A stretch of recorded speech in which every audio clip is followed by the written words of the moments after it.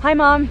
So I got my ticket home from Europe. I get back on June 6th, but it's a really late flight because that was the cheapest, so it gets in at midnight. But don't worry, I'll get a shuttle from the airport so you don't have to pick me up. Like, really, seriously, you don't have to. Okay, so, love you. See you soon. Bye.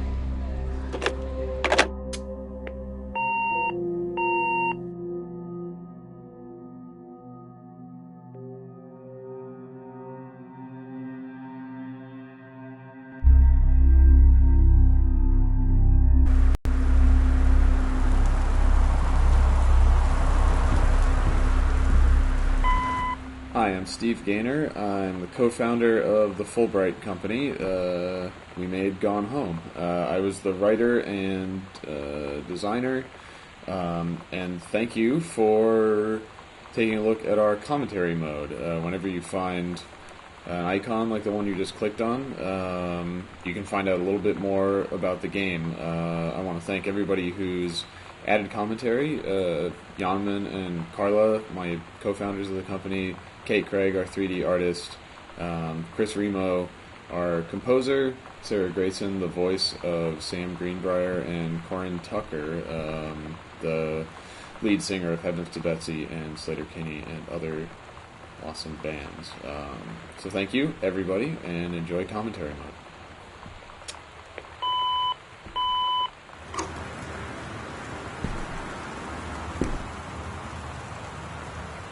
So, Christmas Duck. Christmas Duck is a fan favorite. He's kind of a mascot, I guess, and I think that's partly because it's a weird concept, Christmas Duck, and partly because it's like the first unique thing that you encounter in the game.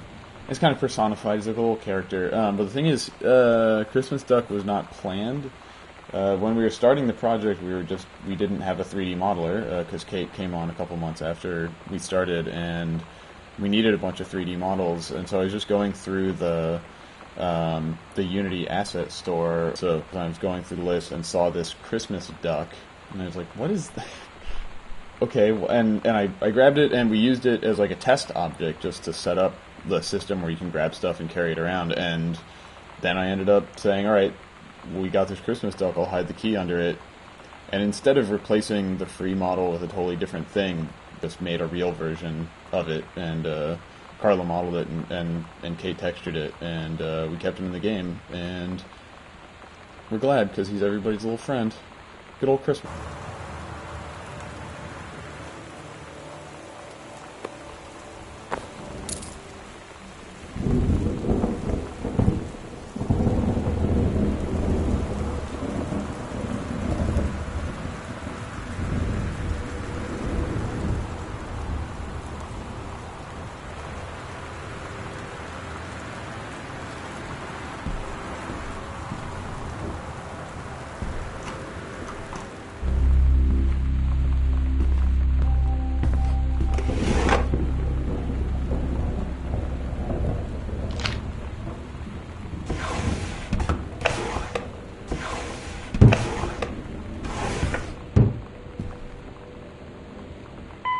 Yeah, the biggest purpose of the card was, to say, oh, Sam is 17, if you look for this thing. But there's so much, we need so much handwriting in the game, especially for like one-off characters that you don't see their handwriting more than once. And we knew we needed a birthday card from some member of Sam's more extended family that you were never going to hear from again. And so I was like, okay, it could be her uncle. And as an Easter egg, kind of like wink and nod thing, like, we're fans of, the Looking Glass legacy of games and Deus Ex and Dishonored, and so I got in contact with Harvey Smith, who was the lead designer of Deus Ex and the co-creative lead of Dishonored, and asked if he would just write on a piece of paper, "Happy Birthday, Sam," from Uncle Harvey, and he just took a picture with his cell phone. And like 5 minutes after you asked him. It was amazing. He was just like, "Yes, I will do this immediately." Yeah. It was the best. I think, he took a picture with his cell phone, and it was really cool. Harvey's a great guy, and I love his games, and we're, super honored to have his signature in the hub of the Greenbrier house. Hell yeah.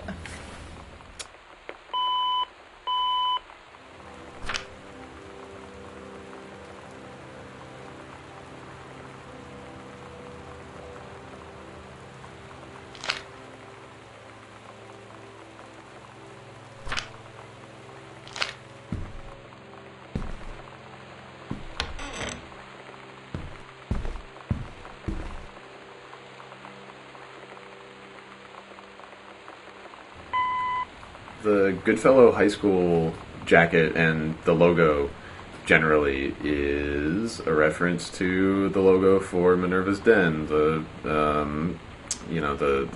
section of Rapture that that DLC takes place in, that we worked on together. But we didn't want to make it look exactly like the owl logo from that game. We wanted it to be, an homage or a reference or whatever. Yeah, so we decided that since this is a Pacific Northwest school and town and setting, that we would go for some native style representation. And let's see. Well, actually, we were struggling with it for a little while because we wanted. At first, I was saying, just make it look like a very 90s looking school mascot logo illustration that's just cheap, that maybe one of the students did or something, and the direction wasn't good enough, and we didn't really have a good enough example to work from. And then Kate actually came to visit. Oh yeah, that's right. And she suggested, what if it's like a Pacific Northwest Native American style approach, and that really just clicked and made total sense.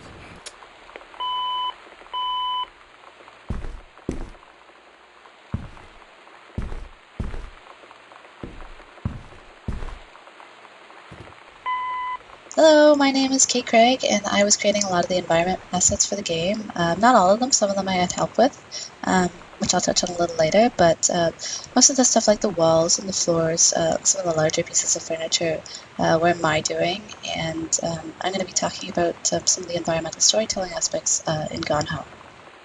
I feel like I would be remiss if I didn't mention the work that my wife Emily Carroll did on the project. She did the house title image that we've used for our wallpapers and for the start screen of the game.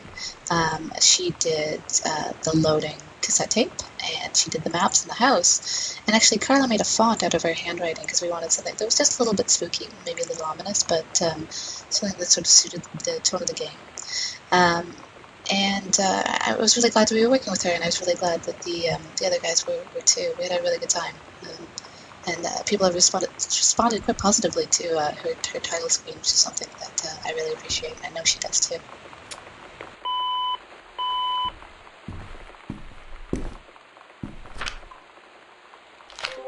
Dear Katie, so much has changed, even just since you've been away.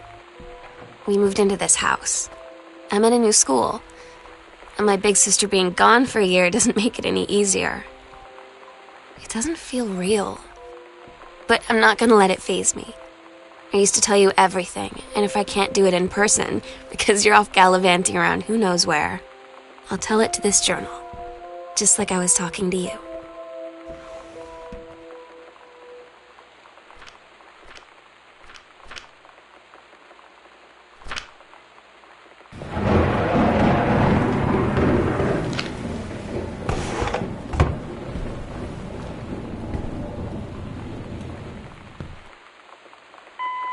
Oh man, mom handwriting. We went through a lot of different moms for handwriting. A lot of different moms contributed handwriting for our game. At first, let's see, how did we do? What were we doing first? I think I just did it, and it wasn't great. And then we had Emily do it, but her handwriting was used so heavily in other parts of the game that we had to find someone else. And I think we actually had Yaman try to do it for a while before he was Dad's handwriting. Yeah.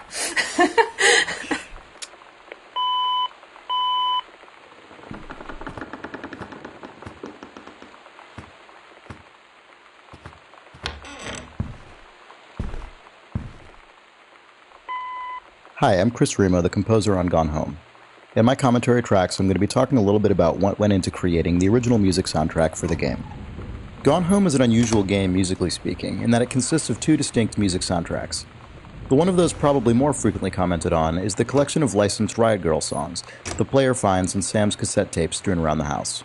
The other one is the original music that accompanies the player's undirected exploration of the house and underscores almost every one of Sam's audio diary recordings.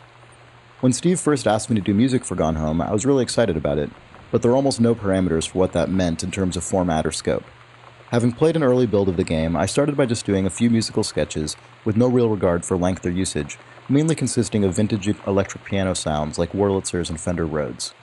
I chose those instruments because I wanted sounds that would feel at home in the era of the game. The Twin Peaks soundtrack used a lot of Rhodes, for example, but would also blend into the background and not share much tone in common with the abrasive Riot Grrrl guitars. Some of the instrumentation and ideas changed from those first sketches, but they also contained one of the main themes that ended up accompanying Sam's arc throughout the final game.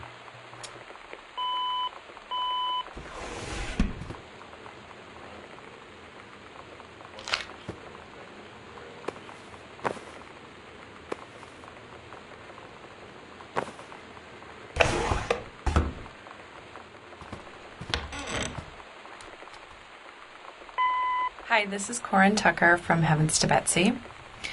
And Heavens to Betsy was a band that formed in 1991, actually. And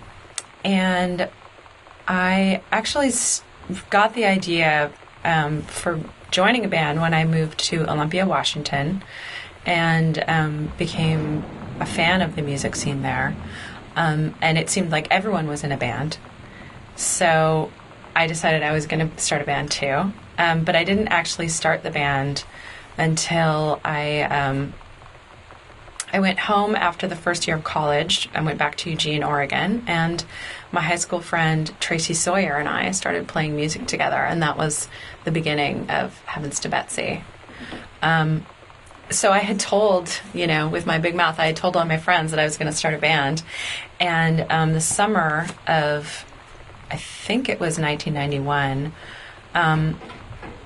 my friend Michelle Noel booked the International Pop Underground in Olympia, Washington. And she helped organize a night at the convention called Girl Night. And it was all women musicians. So she called me and said, hey, let's get you on stage with that, and you want to play the show that I'm organizing. This totally new band that had never performed before. I mean, we'd never performed ever any kind of music. Got invited to play this big show at the Capitol Theater in Olympia in front of all of our musical heroes, right? Everyone from K Records, all of Fugazi was there, all of Bikini Kill was there. This music that I was a huge fan of suddenly. That was our very first show, the very first Heavens to Betsy show. And we were terrified, but we did it, and people loved it, and it was, it changed my life forever that night.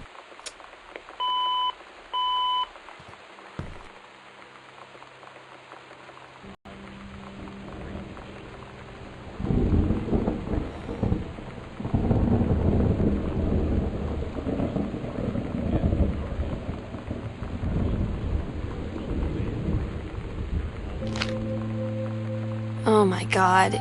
You are so lucky you finished high school before we moved into this house. So, it's the first day of school, and there I am, introducing myself to the class, and I say that I just moved into the house on Arbor Hill. All of a sudden, every kid in the room turns and just stares like I suddenly transformed into a mutant. I just stood there, wishing pretty hard for a rewind button. Because now maybe nobody knows my name, but they all know who I am. The Psycho House Girl. Great.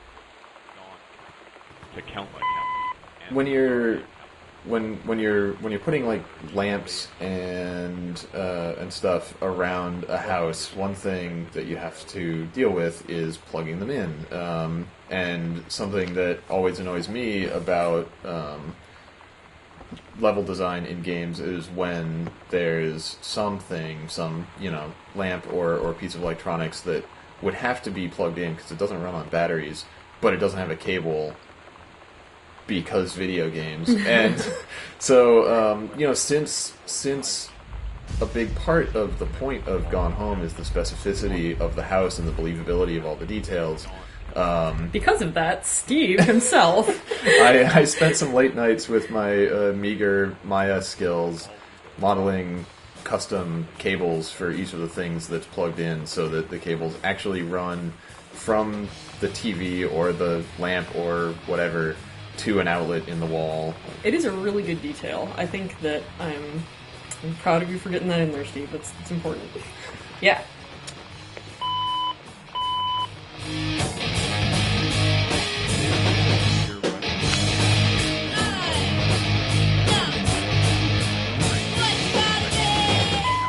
So these are all the VHS tapes, or most of them, in the house. And these in the TV room are from they only belong to Dad and Sam, because Mom has some VHS tapes, but they're up in the bedroom. And you can tell Dad's because he writes in a big, heavy, all caps style handwriting, and Sam does not. So, contrary to popular opinion, the X-Files tapes are not Dad's; they are in fact Sam's. But stuff like JFK Yes. has an obvious dad interest, and some of the other stuff that we put in there was very much like, what is a dad movie? Yeah. You know, what is a if when we were growing up, for instance, like what is a movie that our dad or a neighbor's dad would have? So stuff like The Andromeda Strain or Moonraker, it's just sort of like, yeah, dads love that shit. Yeah, dads that were born in the 50s were super into that kind of stuff. And then some of it was, you know, stuff that we liked or remembered from when we were growing up. Like, you will know that Carlo was involved in making this game because Beetlejuice and RoboCop are on a VHS tape. That's most of what you need to know about Carlo. That's true. Right there.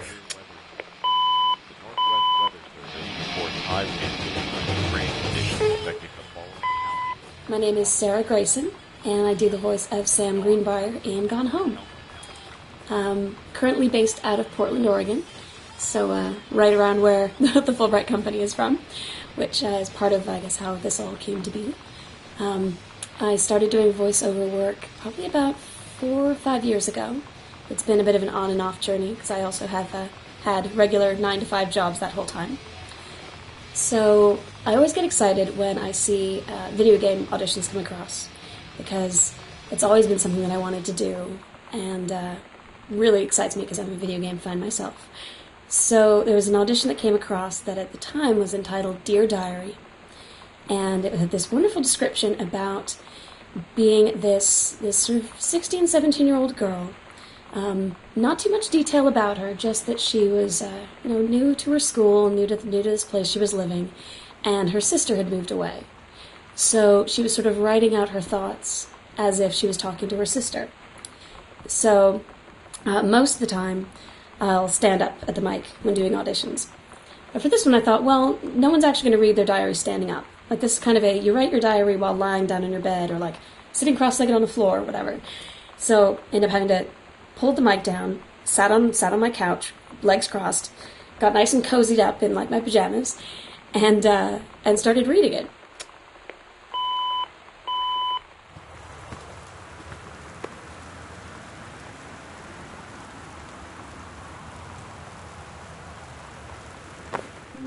You know that feeling where the first moment you see someone, it's like they have a big gold star around them, and you have to get to know them? Well, there's this girl. I think she's a senior. She's usually dressed kind of punk, but sometimes I see her in this, like, army uniform, and she's always drawing in this notebook, looking so intense.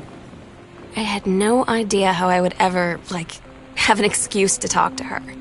Till I noticed she and her friends hang out and play Street Fighter at the 7-Eleven every day after school.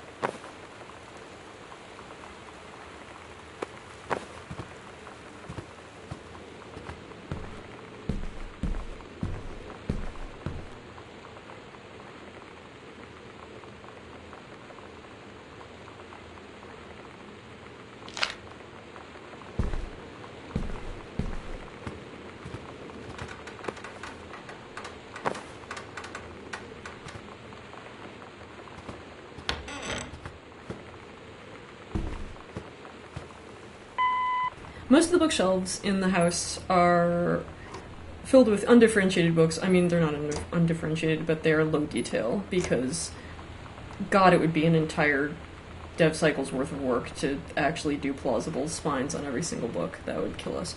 And then to repeat a whole bunch of books would also be sort of terrible and not be very plausible. So we had chiefly unlabeled books, or books in which the labels have been rubbed off due to age, etc. And we had a few individual books that were more precisely and specifically named. The way that we did the books in the game is we made like 3 or 4 of these clumps of books that have, the generic spines on them.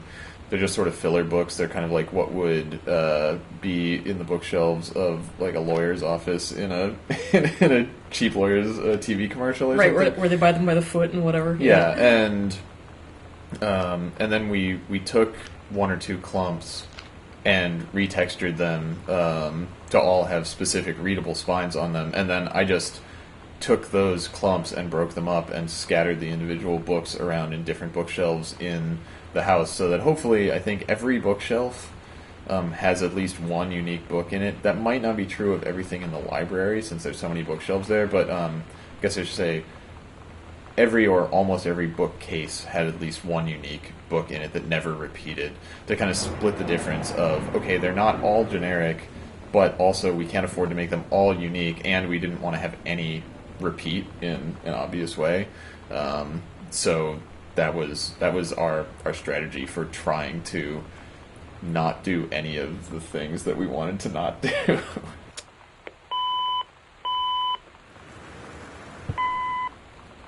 Sam's story slash school assignment called The Menstrual Cycle, a novella, is kind of a fan favorite. We've found like a lot of people have enjoyed it a lot, and it's one of those weird things where it wasn't planned. Like, it was, let's see, I had decided that I wanted Sam to have done like some homework, and I thought sex ed homework would be interesting because sex ed is a weird class in high school to be in, and so I Google searched for an actual sex ed assignment, and the assignment is a real sex ed assignment that is given out in like the Pacific Northwest, like Seattle. I think this is technically from the Seattle School District website that I got this from. So I found this thing which I didn't come up with, that I was kind of presented with, and I think I had been reading some stuff about like cool female spies in World War II, or like saboteurs, that had been part of like the French Resistance and stuff like that, and so that's why the history book is next to the sex ed assignment. The intended implication being Sam was doing history homework and sex ed homework, and the history unit was on World War II, and so kind of as a fuck you to all of the annoying assumptions implied by the sex ed assignment, she wrote this story about a woman in the war who was more interesting than her menstrual cycle, like that is a person, but while fulfilling the requirements of the thing. And yeah, it ended up being this really kind of strange juxtaposition of concepts that ended up saying a lot about Sam, I think.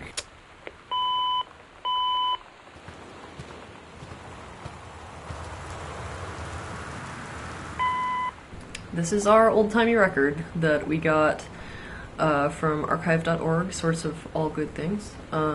It's by Adrian Rollini when he was with, apparently, the Taproom Gang.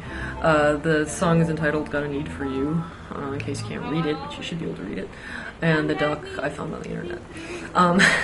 Adrian Rollini I got into him when I did a lot of listening to 40s big band stuff, and Adrian Rollini was one of the ones that I really liked, and so it was cool to be able to revisit that.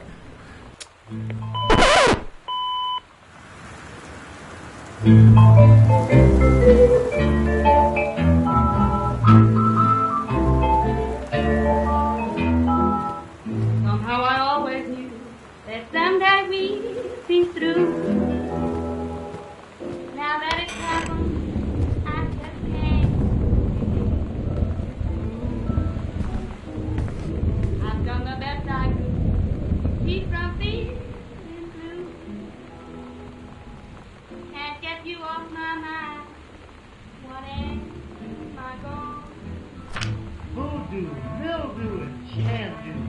Why, Daddy, I didn't know you were. I'm right here looking at you, honey. If it ain't me, it's my shadow. You think I sent you far away I ain't been nowhere. from me? I thought you'd stay away from me. Trying to cut But the book. you got me now. When you live in one place your whole life, your next door neighbor is kind of like your default friend. And Daniel only got weirder over the years. So moving away has been a good excuse to, not see him anymore. But he did always have the good Nintendo games. Maybe I'll give him a call.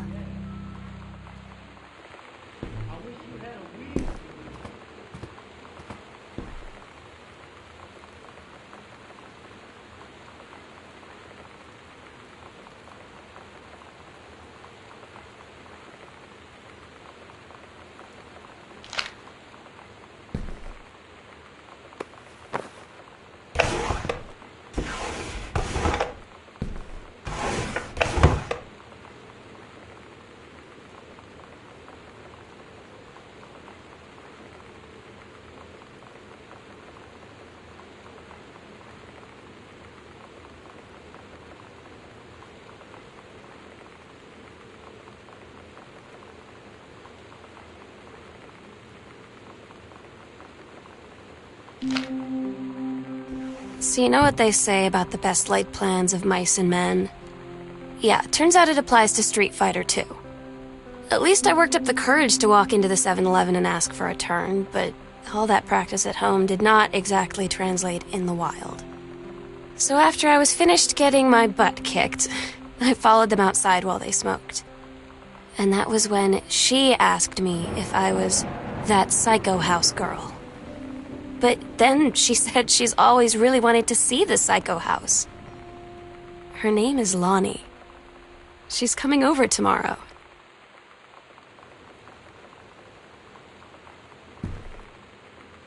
I feel like one of the best bits of advice was actually from the Fulbright team before going in to do the first recording.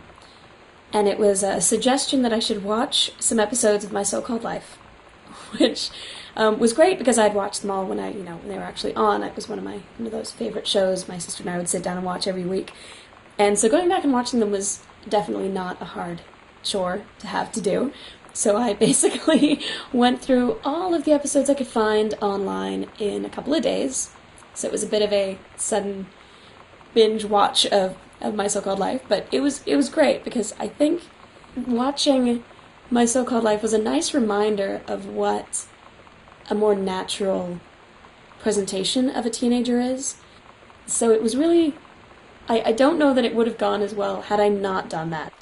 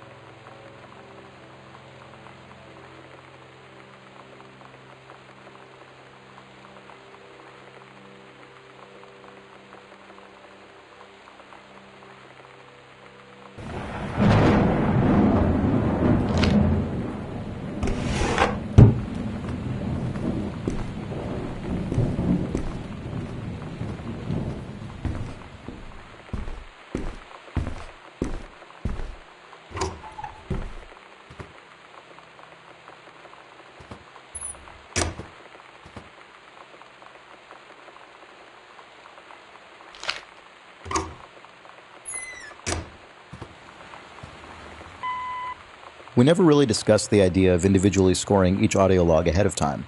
I just got an email one day from Steve after they had done the first round of voice recording with Sarah Grayson, who did an amazing job as Sam, and he said he'd been thinking about the idea of giving each log a piece of music to ground it in the proper tone. So I just started doing these short 20 to 60 second pieces, and that ended up being the bulk of the work for the game. It was a very iterative process. I did them in the order they were recorded, and I would just keep sending revisions of each log to Steve, taking his feedback, modifying the piece, and sending it back. Especially at the beginning, the feedback was almost always pull it back more. I've never done music this subdued before. Even more so than most game music, it primarily exists to quietly suggest a mood and tone to the player. Sarah's voice is always the main audio content. The game soundtrack I worked on previous to this was Blendo Games' 30 Flights of Loving, which consists of some really huge, bombastic, brassy pieces. So switching gears to Gone Home and constantly hearing pull it back, less melody, was surprisingly challenging at first. But over time, I think Steve and I developed a pretty good rapport. For the most part, the diaries required fewer revisions each time. And it's always a good reminder in a collaborative endeavor that your contribution only exists to make the whole work better, not to be seen or heard unto itself.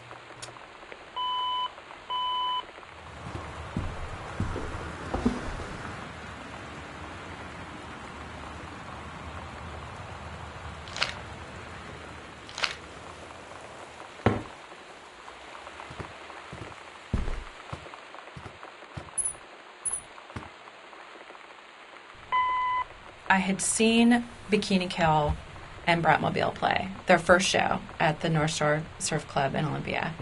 That was Valentine's Day, 1991. And I was kind of blown away by the incredible rawness and the honesty that they wrote with, and the kind of flippancy that they had. I thought was. It's weird hanging out with girls. Daniel was around ever since I was little, and other girls? I don't know. But being around Lonnie is like instantly just right. I gave her the grand Psycho House tour and took my revenge on Super Nintendo. And it was like, I don't know, I finally found someone I feel normal around. I drove her home and she gave me this tape and said, "You have got to listen to this." I haven't stopped playing it since. Bikini Kill and Bratmobile play their first show at the North Shore Surf Club in Olympia. That was Valentine's Day, 1991. I had seen Bikini Kill and Bratmobile play their first show at the North Shore Surf Club in Olympia. That was Valentine's Day, 1991. And I was kind of blown away by the incredible rawness and the honesty that they wrote with, and the kind of flippancy that they had. I thought was really interesting. But to have the opportunity to talk about all of these issues that are really important to young women, I thought was really special. And I thought that what they were doing was taking the kind of intense feminist ideas that had become popular in the 70s with, SDSS, and now, those really, incredible ideas and the ideology of feminism, but they were putting it into a language for today, for the 90s, I guess. That was 20 years ago, but it was for young people, and it was to relate to topics about sexuality, about sex, about sexual abuse, about sexism and harassment, and all these things that are really important for young women. Coming of age and becoming sexual beings that are really taboo to talk about.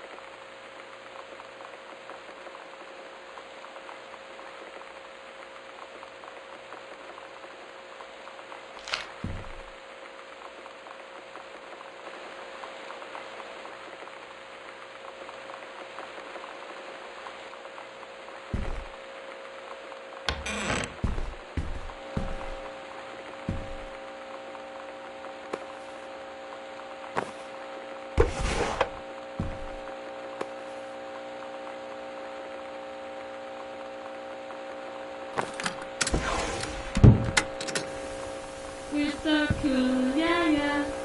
Yeah, we're so cool, cool. We're so cool, yeah, yeah. Fuck you too, cool schmuck.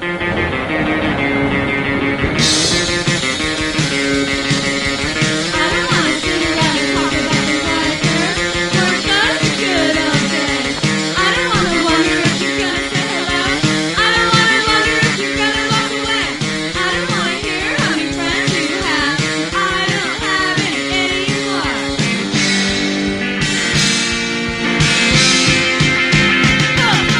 I don't want you to tell me what's so cool. I don't wanna go back to senior high school. I don't want any. Around here, you will find some of Sam's Super Nintendo cartridges that she left behind. Obviously, for legal reasons, we couldn't put real games in, and so we conscripted a few of our friends in the industry who are really talented artists to make cool label art for fake Nintendo games that we came up with. It's so true. The first one was Super Spitfire, and that was by Rachel Morris, who is a cool artist. What is it? The NYU? The NYU Game Center. She's done a bunch yeah. of like posters and other art for them.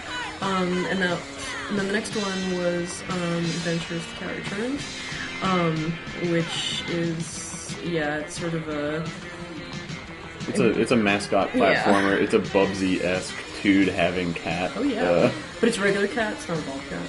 Yeah, it's a regular cat that rides a motorcycle Yeah. towards an explosion. Yeah. But yeah, Lee Petty is the art director at Double Fine and worked on Brutal Legend, and I think he led up Stacking. And yeah, awesome. he was nice enough to spend some of his free time making the label for Adventurous The Cat Returns. Yeah. We ran into him at GDC, and he offered to help us out, and we were all like, cool. We were like, oh, you didn't think we'd take you up on that offer, did you? Draw us a cat. Yeah, he regretted the error of his ways.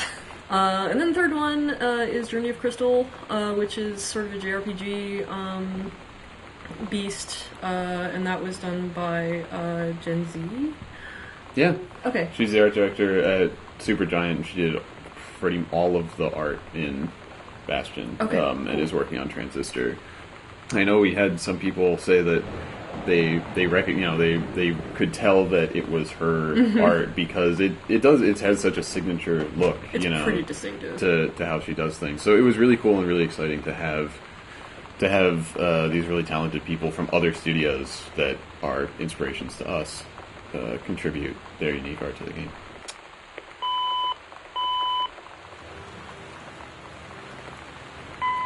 So these are stereoscopic? Yeah, these are stereograms. Yeah, That's the stereogrammatic. Yeah, stereograms, popularized by the Magic Eye brand of images from the 80s and 90s. These really work. Like if you cross your eyes and you can do a Magic Eye image, you can see what's in these. Spoilers, they are. Well, as I recall, there's a cool shark. And I don't remember what the other one is. Carla, What? it's a big heart. Okay, it's hard for me to do those things. And that's true for a lot of people. So the two instances of people not being able to see those images are they just can't do them, which a lot of people just can't do them, or they were born in the late 90s or after the 90s and played our game and didn't know what the hell these things were. Yeah, they're like, what is this weird static shit? Yeah. Well, I thought it was like we got some messages that were like, I thought it was just a weird drawing. So good. So, yes, as you get older, you can't hear really high-pitched sounds anymore, and you know what Magic Eyes are still. It's the circle of life.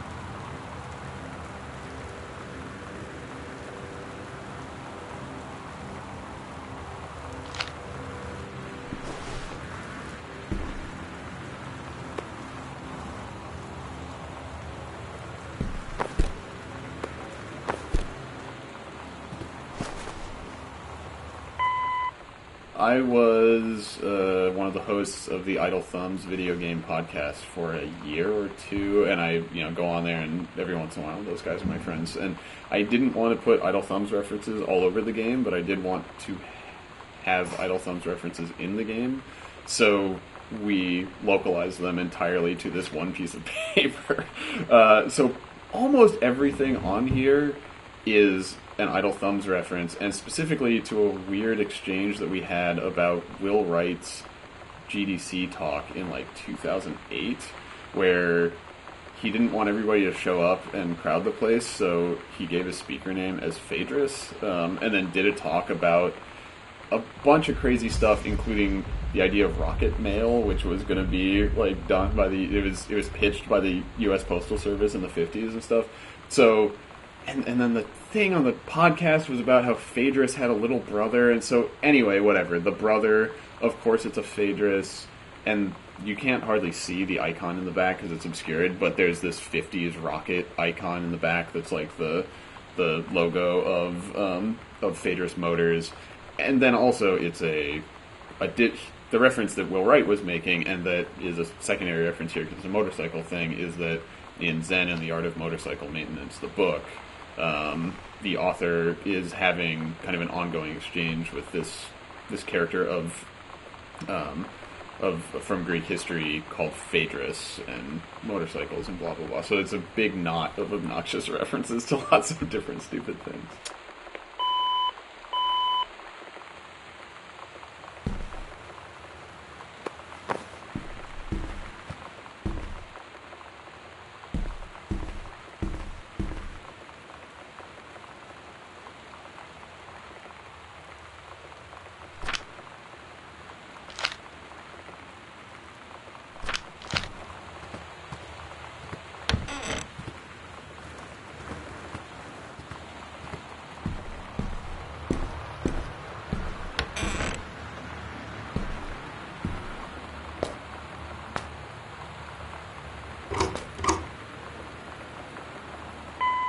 The boxes of tampons that you can find in the washrooms around the house, they weren't originally on the list of items that needed to be modeled, but when you're creating a bathroom at that level of fidelity, and when you're creating a bathroom for a teenage girl, no less, the idea of not having something like that is kind of jarring. It was kind of jarring to me, especially because when you're at that age, your period is something that kind of really defines your mood as necessary for visual storytelling, especially of a girl going through what she's going through.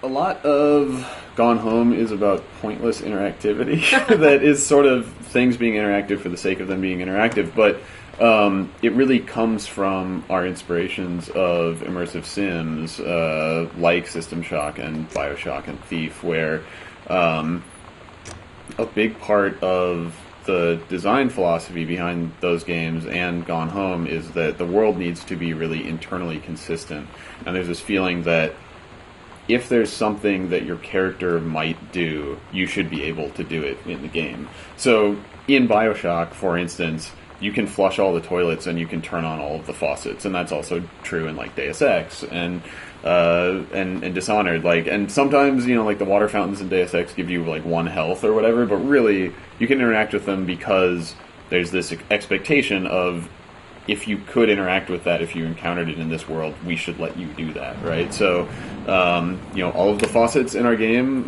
can be turned on, and they can be turned on so that you can turn them on, and you can flush all the toilets, and it extends into our philosophy behind you can pick up every plastic cup and toothbrush and Kleenex box, not because it's going to add a whole lot to your understanding of this world to be able to look at the underside of a cup, but to pay off that expectation and say to the player, yeah, you could pick that up and look at it, so we're going to let you do that, and it's going to be consistent interactively with the stuff that is important, and that makes it your job to look at everything and give it your attention, and for you to decide and understand and figure out what has significance and what doesn't, and not for us to tell that to you.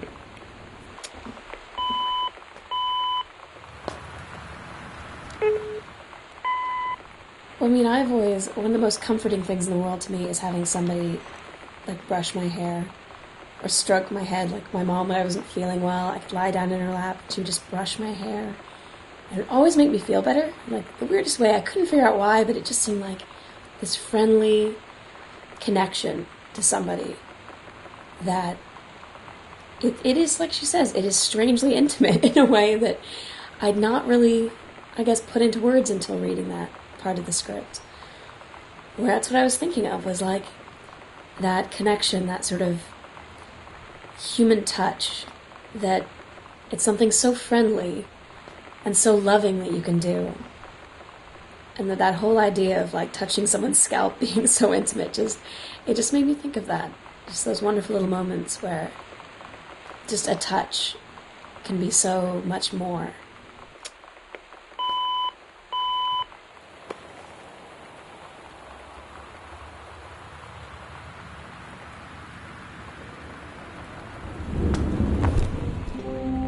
Lonnie brought her hair dye over today. She said, I need to fix these roots. Think you could help?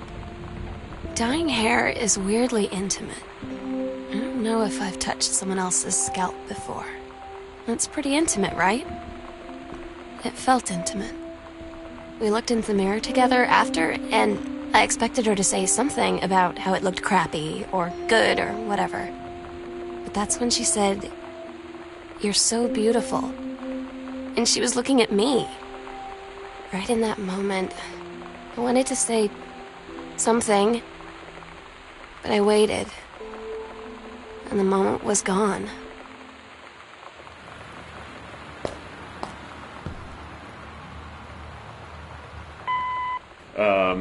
Barf Burger is enjoyed by all. So the thing is, I drew the Barf Burger because I drew all of Lonnie's drawings. So I drew the two cats on the motorcycle and the Captain Allegra drawings and stuff like that. And that was really I think that it goes hand in hand with I did Lonnie's handwriting in the game and Carla did Sam's handwriting. And that was partly because the two of us were going to be working the most closely on this stuff, and so being able to just quickly like rewrite a note that we wanted to change and scan it and update the game and not have to like email somebody to say, oh, could you write that again or whatever, was really useful. And also we both just happen to have sloppy teenager handwriting that looks believably 17 years old. Also, I have a believably 17-year-old level of drawing skill, so that worked too. But it was fun because basically the notes were created in real life in essentially the same way they were in the fiction, where I would write my part of the note and then hand the piece of paper to Carla and she would write her part of the note, and we just constructed it that way.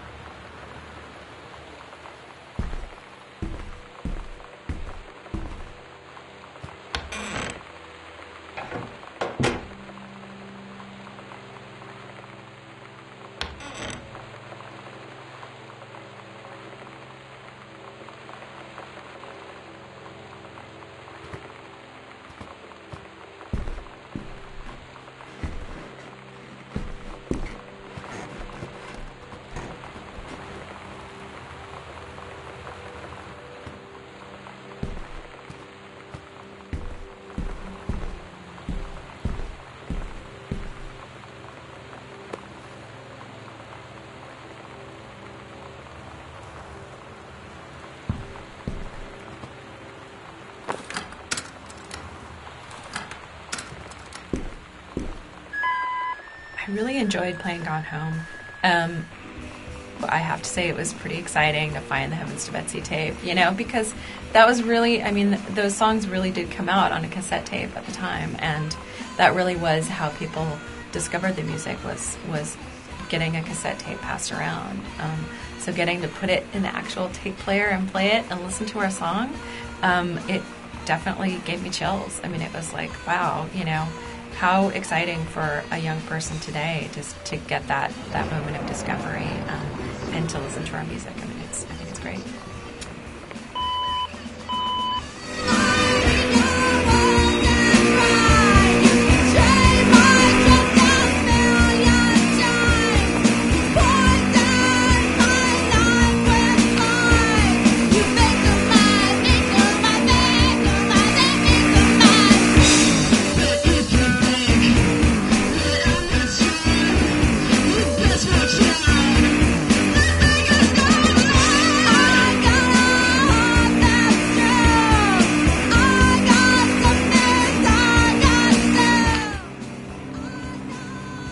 Sometimes you just have to lie to Mom and Dad. Like when Lonnie asked me to see a band with her and stay over at her friend's place in the city after. That's a lie to Mom and Dad situation. But it was so worth it.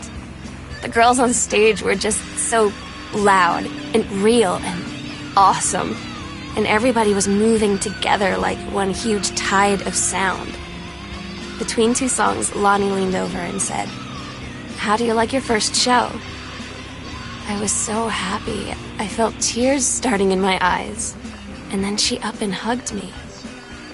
I think she could tell.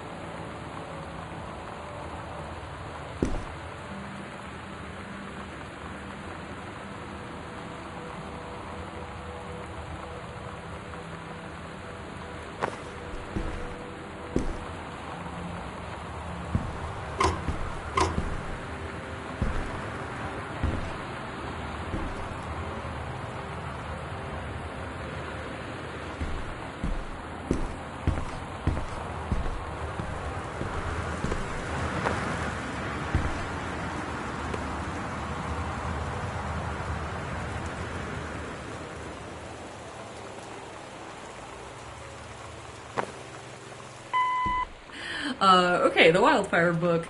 Oh, man, look at this thing. Yeah, this was another one of those situations in which I totally felt like a weird creepo when I was doing research, and there was a lot of really horrifying romance novel covers. This poor guy was on somebody's Flickr account that was allowed, that was a Creative Commons attribution licensed. And I think he was playing volleyball or something.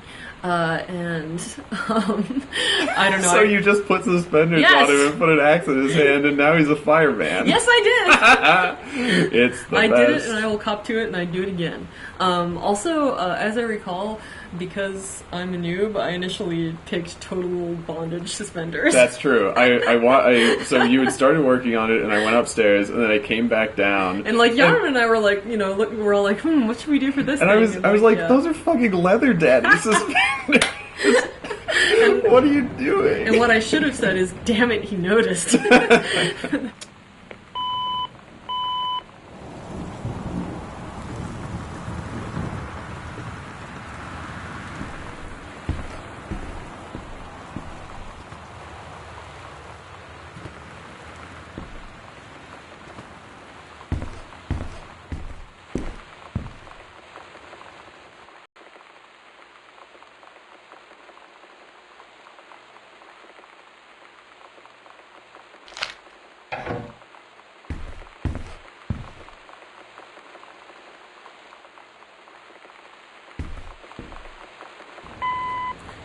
almost none of the events, the little events in the game, are scripted as far as like triggering when you do something specific. So all of the thunder and lightning and the creaky noises in the house, they're all just randomized on timers. The only like scripted thing is in the secret passageway. When you look at the crucifix, there's scripting that detects that you did that, and then it causes the light to pop, which is my one indulgence of like messing with the player. But we've had a lot of people play the game and say, you know, oh, the way you scripted it, so that right when I walked into the TV room, there was that big thunder and lightning strike, like that was really spooky, or you know, I walked through that one door and then you played that sound behind me, and it's like it's awesome that the combination of all the different kind of like significant actions you can do in the game, Right. like crossing into a new room or opening a door or this, that, or the other thing, and the randomization of stuff can make it seem like the random elements have extra significance to them, but in fact it's like you just got lucky, basically. Yeah, it's total apophenia, because, like, yeah, it's just... Because there's enough random things going on, and you can do enough things that eventually some of them are going to line up, Yeah. which is, you know, cool.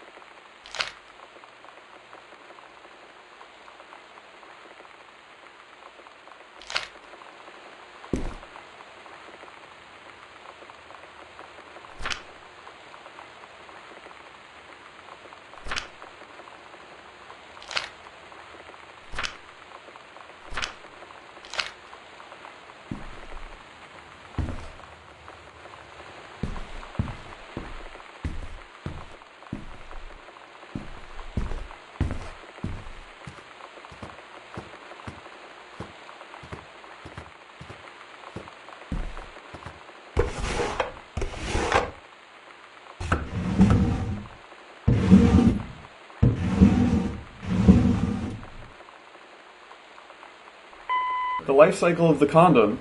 That's not a real thing, Steve.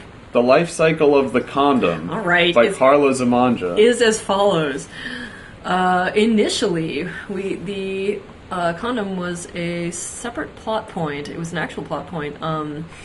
We gave it to Lonnie, and we had Sam find it in Lonnie's purse, and it made Sam worried about what the hell she was doing with it, etc. And that was sort of a wedge to drive them apart when that was the storyline, which it no longer is. And because we decided we hated it. But I had already made the condom asset, which I'm actually really proud of. I really like that condom. It's really good. Also, I think Nero is a really good brand for condoms. Anyway. Yeah, it's a play on Trojan and everything, but yeah, it works. obviously. And But it's, you know, it's the whole, like, notably decadent, you know, Right, it's like, yeah. Anyway, I like it. I'm, Yeah. I'm proud of this thing. and the, So the specular on it looks really nice. it does look good. I don't know. So we had this, you know, extra asset lying around, and and we were like, we were all, oh, it's a shame that it's going to waste, but, you know, whatever, sometimes things don't get used. And then we remembered the horror of digging around in your parents' drawers and finding their condoms and stuff and being just utterly fucking horrified. And we decided we would give that to you, the player.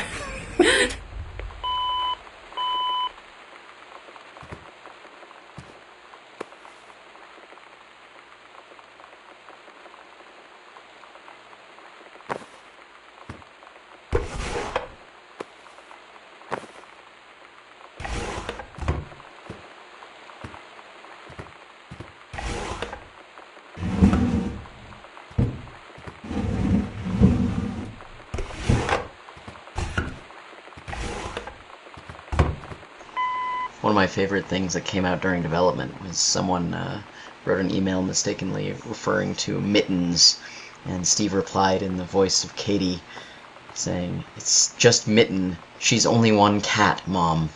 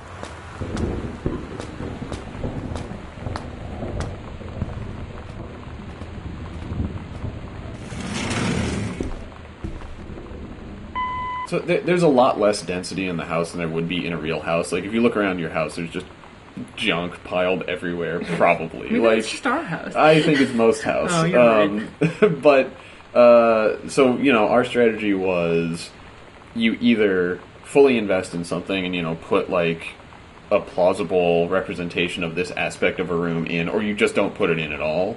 And the player will fill in the gaps between, like, oh, these are all the things that represent the kind of room I'm supposed to be in, and it doesn't jump out at me that there's no toilet plungers in the bathroom or whatever. But the biggest instance of this that I think actually totally worked, because no one has ever called it I out, know. is, surprise, think about it, there are no shoes in this house.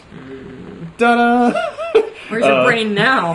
and I don't think anybody's noticed it, and I think it's because if we had put one pair of shoes or two pairs of shoes, people would have said, where are all the rest of the shoes? Right. But really, to have a plausible house, Mom would have to have 10 pairs of shoes and her work boots, and Dad would need to have some tennis shoes and some work shoes, and so on and so forth. So we just said, there aren't going to be any shoes, and we hope nobody notices.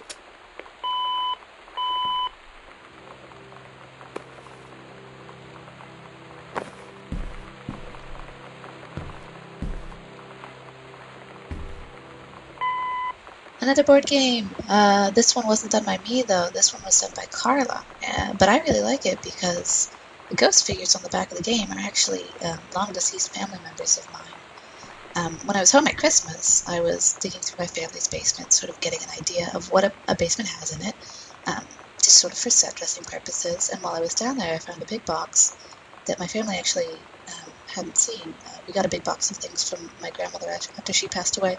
And inside this box was all these tin types, love letters and sort of emigration papers and notes from as far back as the 1850s when my family had emigrated from Scotland and Ireland. And I asked my family if it was possible that I include these in some sort of artistic project, and they said sure. They gave me their blessing. And I scanned them, and I didn't know if they were actually going to make it in the game, but then I saw that Carla had made this game, and really liked that they showed up as ghosts on the back of it. And it's sort of, I think, a nod for Idle Thumbs listeners who really feel quite passionately about ghosts, as it turns out. Surprise!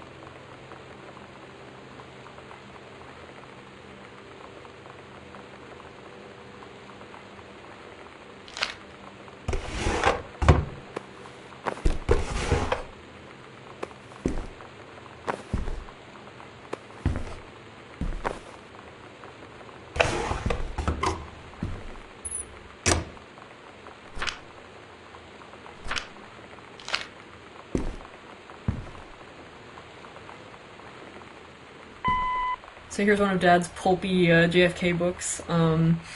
He's now moved on from primary sources to theories about how JFK was killed. However, this one purports to contain the truth. The publishing company is a doofy inside joke because, there's Harcourt Brace, the publisher that exists, and so I was trying to think of a good name for a publisher, and being a big nerd, I immediately thought of Harcourt Fenton Mudd, and how he basically sounds like a publishing company, so... You have to say who that is. No! Alright, fine. He's an awful character from Star Trek. Original Star Trek, which is called Mudd's Women, and also there's another one whose name I can't remember for some reason. I'm Mudd. Fuck! Yes, okay. Thank you. It's a Star Trek reference. You did it, Carla. What?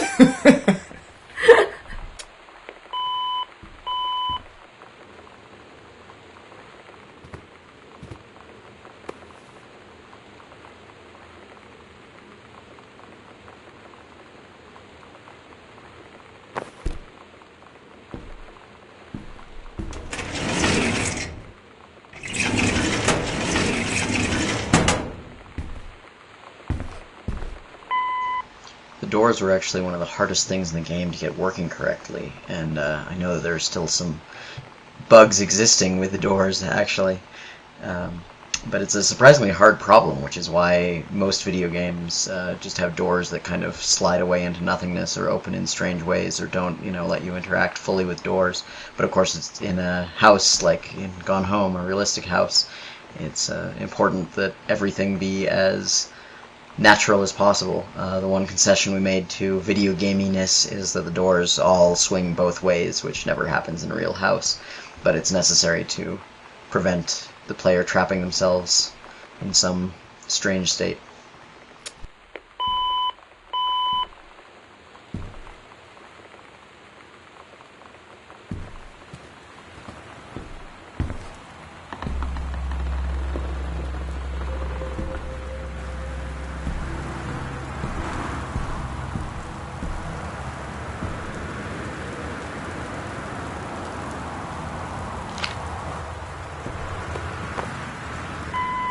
Here we have Fresh Magazine, which is a synthesis and pastiche of Sassy Magazine, which if you haven't looked at it, or if it wasn't, something that you cared about in the early 90s, it was very feminist and, strongly individualist and actually gave good advice. It was actually really good. Anyway, so yeah, this is the type treatment, the super grungy type treatment is totally indicative. That's how it used to be. And amusingly, of course, our cover model is Rachel, Steve's wife. I had to make her put on this awful light pink lipstick and do the 90s-ist stuff imaginable. And she did it. It was your idea to put a braid in the front of her bangs? Yes. Yeah, it seems like... Congratulations. Oh, thanks.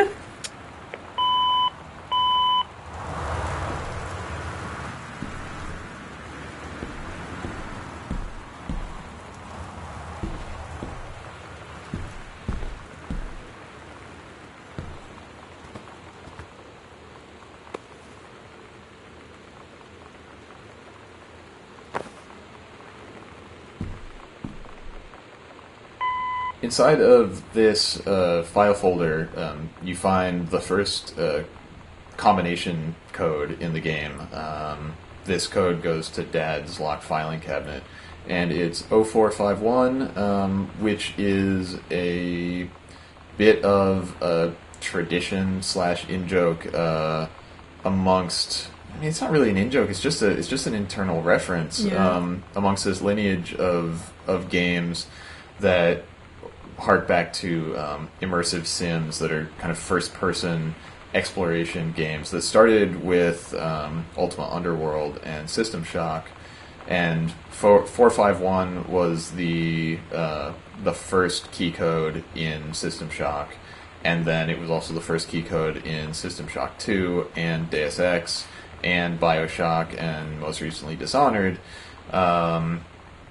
And yeah, I've personally worked on a couple of games that had 0451 as the first code in them, and we were really adherent to the tenets of the interactive model and kind of the principles of design behind those games when we were designing how Gone Home works, and so to maintain that tradition, we also made it the first code in our game. And you made it the tattoo on your arm. I also got a tattoo of 0451 because it is sort of a symbol of this certain philosophy of game design that's important to me. And yeah, this writing, Breaking Canon, is in Emily's handwriting. Emily's handwriting is technically only in the font that exists outside the game. She doesn't actually do the handwriting in any of the characters, but yeah, I had her write 0451 in her very distinctive handwriting, and then I got a tattoo of it and figured I would use that source image as the image that you find on the inside of this folder here.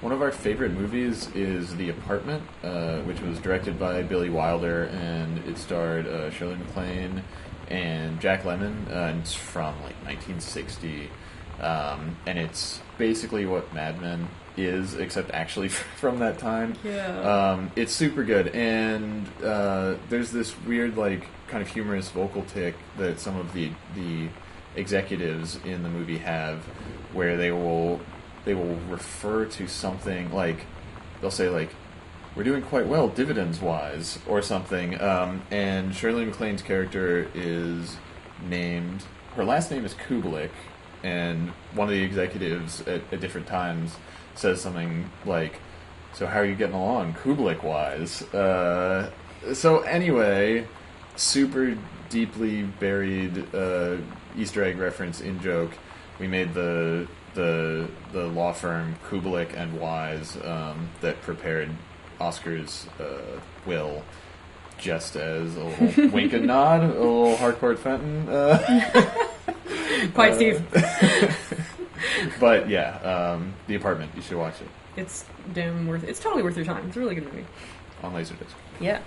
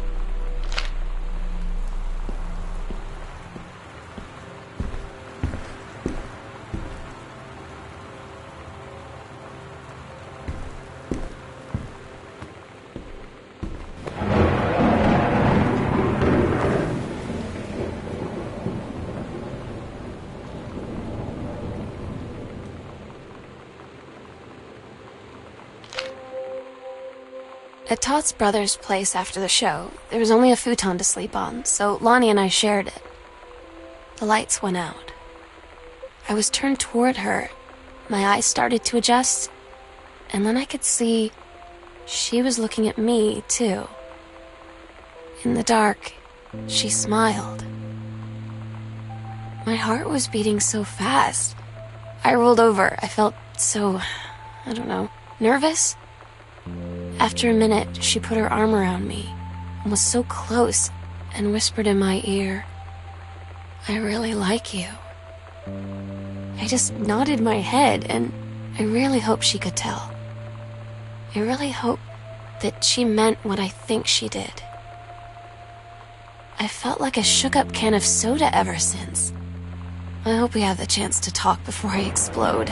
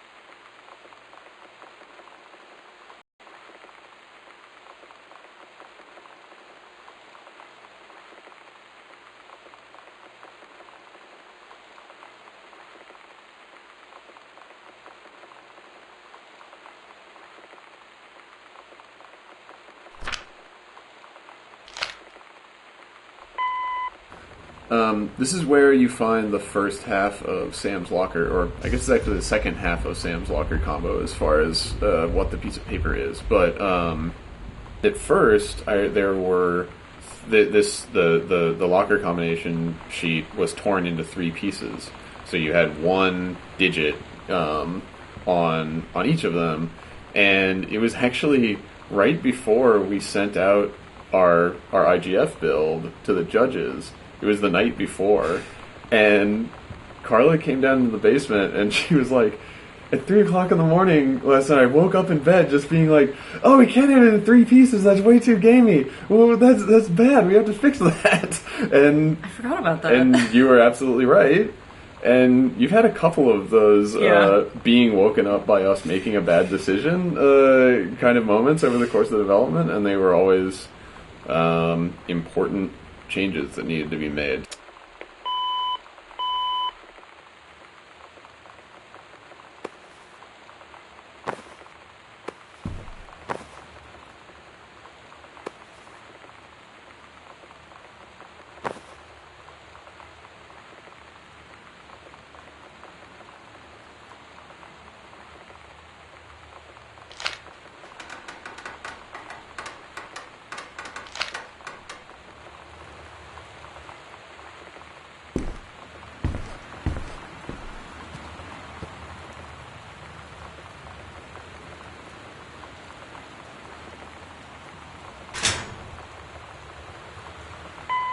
Yeah, I ended up being pretty happy with this. This is the only picture of Lonnie that we had for a really long time, and I was really glad to actually come up with something that we liked, since this kind of thing is really hard, especially when it is such a major character. The other thing is, Lonnie has a cross necklace. She also has some Catholicism in her family. Yeah, and I think that's something that I don't think that particular detail has been called out by anybody. People notice, like, the Bibles and whatnot. But yeah, I intended for Lonnie, like, I thought it would be interesting if she came from a more conservative family than Sam's, in that she actually wears a cross necklace and carries some, Catholicism with her, and her dad was an army guy, and, her background is even in some ways maybe kind of more stifling than Sam's, and that's probably why she's a more like openly rebellious person on the outside.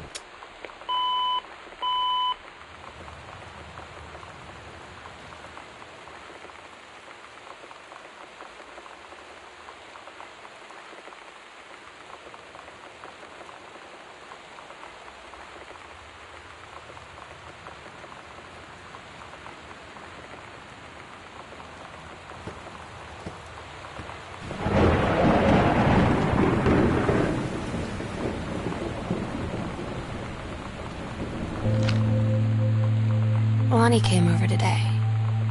Everything was different. She was sitting at my desk chair, and she wouldn't look at me. Finally, I asked her what was going on. She said she felt like she'd done something wrong that night in the city. Like I must think... But I said no. There was nothing wrong. I just wanted to say... But I couldn't find the words. I felt like I was gonna cry, but I wasn't sad. She got up and sat next to me on the bed. I looked at her. Lonnie, do you think you could ever... And that's when she kissed me.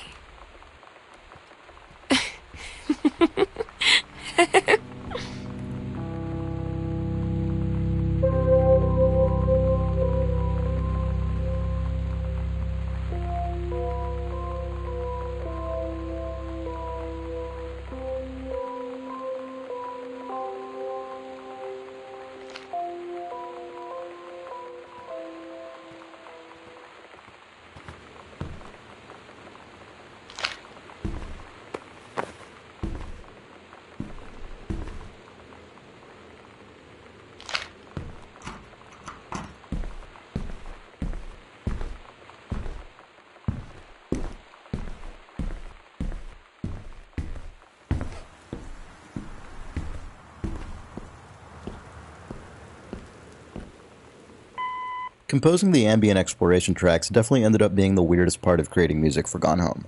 The audio diaries tended to take precedence since they had such clear criteria for completion, so the ambient tracks were the last things I did. I spent so long immersed in the logs, which were very specifically timed, that to suddenly shift gears to creating these slow, standalone 5-minute pieces was surprisingly difficult.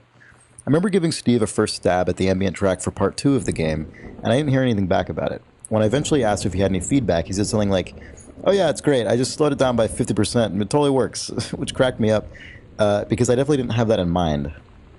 But that's one of the great things about collaborative work, so I just went with it. I ended up doing a number of further revisions where I'd alter elements of the original version specifically to affect how the 50% slowed version would sound. It was definitely a new experience for me, writing bits of music and trying to imagine how they would sound after it's been considerably distorted. It got weirder, though. The ambient track for part 1 ended up being a backwards version of the slowed down part 2 track.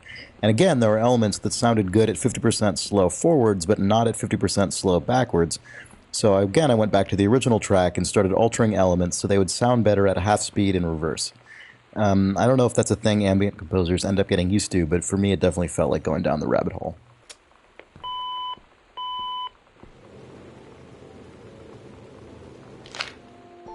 It's different now. I mean, we still hang out all the time like before. But now when no one else is around... Well, So you could say we're dating. But it's secret. Secret dating? I don't know. I mean, I guess that's the real difference. Now when we get off the phone, or go home for the night, or it's just quiet and we're alone, we say I love you.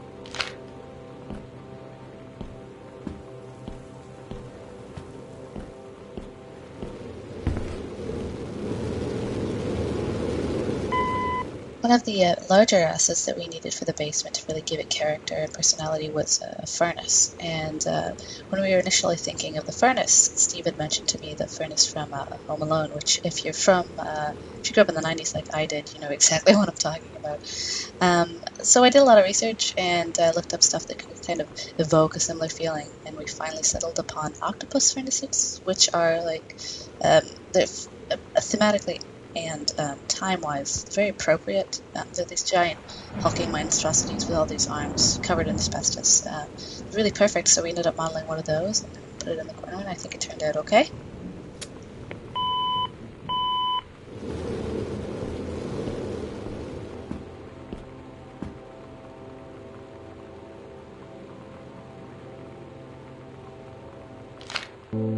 I'm so stupid sometimes. I was telling Lonnie that I got into my college summer program thing, and I was all making plans like, you should come visit me, stay in my dorm room. But she said, Sam, I ship out on June 6th. I was like, ship out? To where? She said, to basic training. What did you think I was doing all that ROTC stuff for? I guess she's been planning to join the Army right after high school since she was like 12. And I guess she's really going to do it. So I was like, after graduation, I'm just never going to see you again? She said, let's just have fun while we can.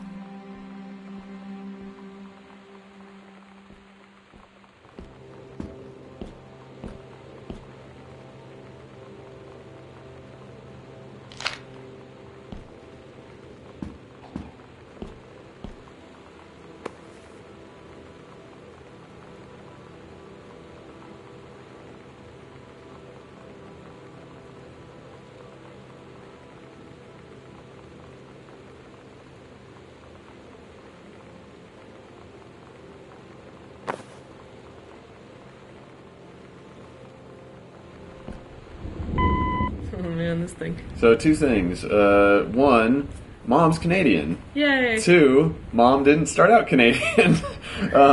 The reason that Mom is Canadian is because Kate Craig and Emily Carroll are Canadian, and early on in the development of the game, Emily did Mom's handwriting.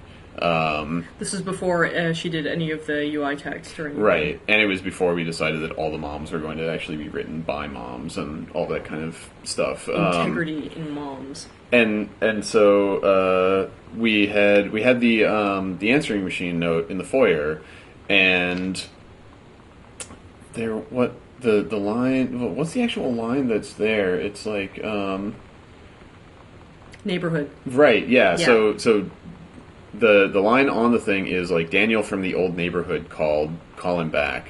And we gave the text to Emily, and she wrote it out longhand and gave it back to us. And then I looked at it, and I realized that she had inserted a U into the word neighborhood. Because it's what you do. Because of being Canadian. And so, to fix that bug, instead of removing the U, I said, bug fixed, Mom is now Canadian.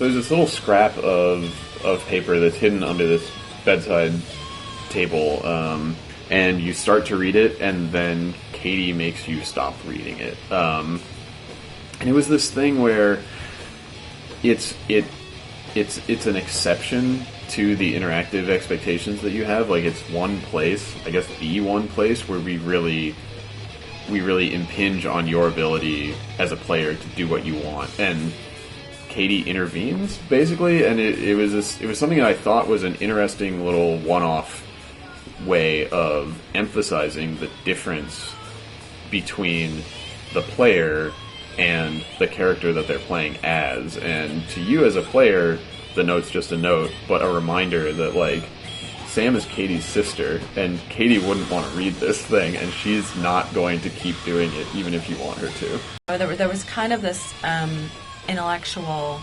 cross-cultural, like, pen pal thing that happened before the internet. You know, we used to write letters back and forth to each other about our ideas and about how we wanted to change things. And so a bunch of these women that I mentioned came up with this idea of Riot Girl, of being a punk rocker that was also an in-your-face feminist.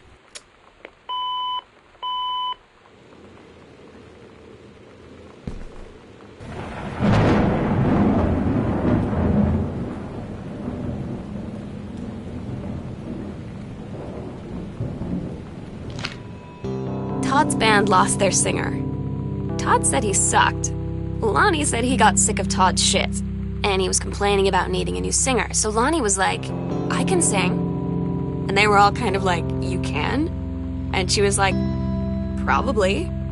But she's been rehearsing with them for like a week now. And I finally got to see them play in Todd's basement today. And she's actually really amazing. I feel so proud when she's on stage. It's incredible being in awe of someone you love. So everybody knows it's like a temporary situation till she ships out in June. But till then, I'm gonna be at every single show.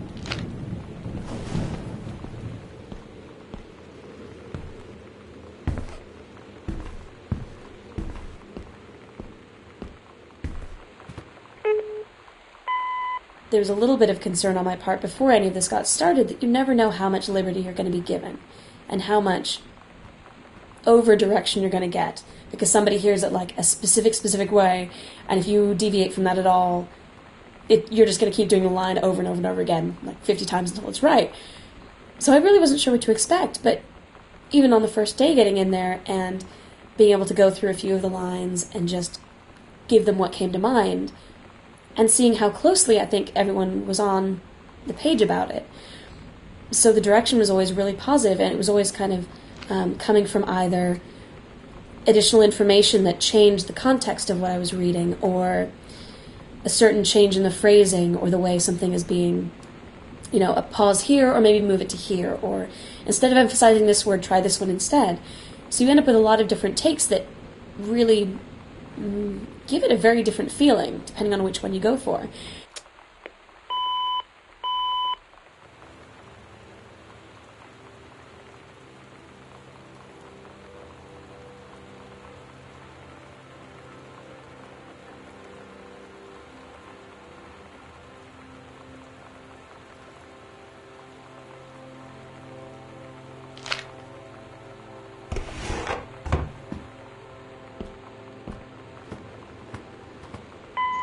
Putback is the feature that I'm happiest with in the game.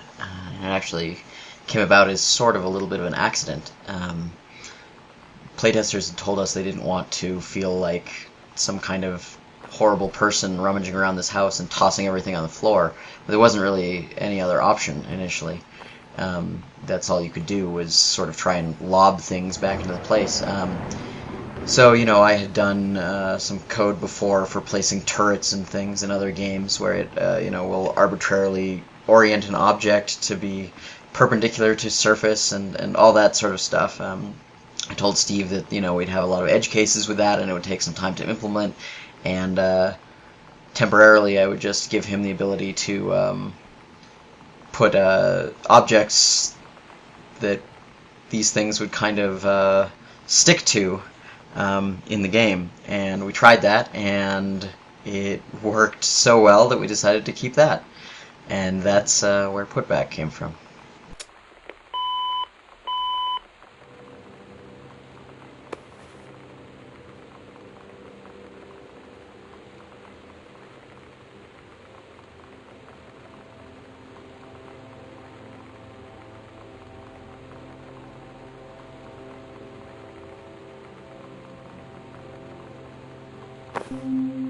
They tell you to stick with the group on field trips, Katie.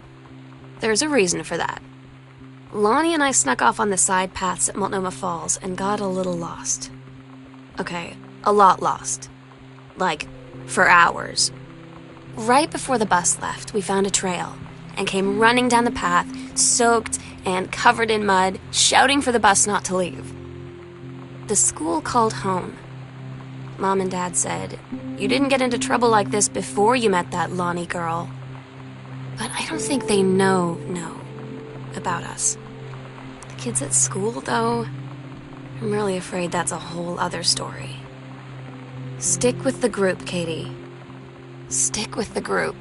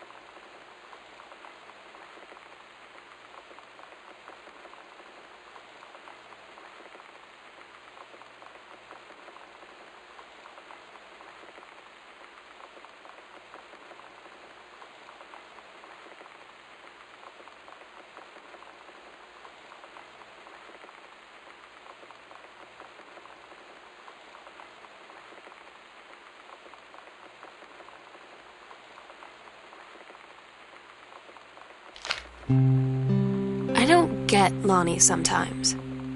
Like, her band, and our zine, and her hair, and everything are all anti-authority. But I watch her in JROTC, and she's doing drills in perfect formation, following orders, no question. And there's all this stuff in the news about don't ask, don't tell.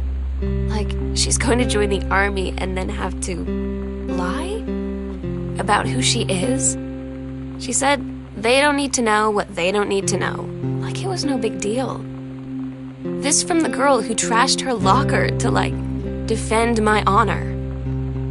I've learned when to stop arguing, though. I don't think Lonnie even gets Lonnie sometimes.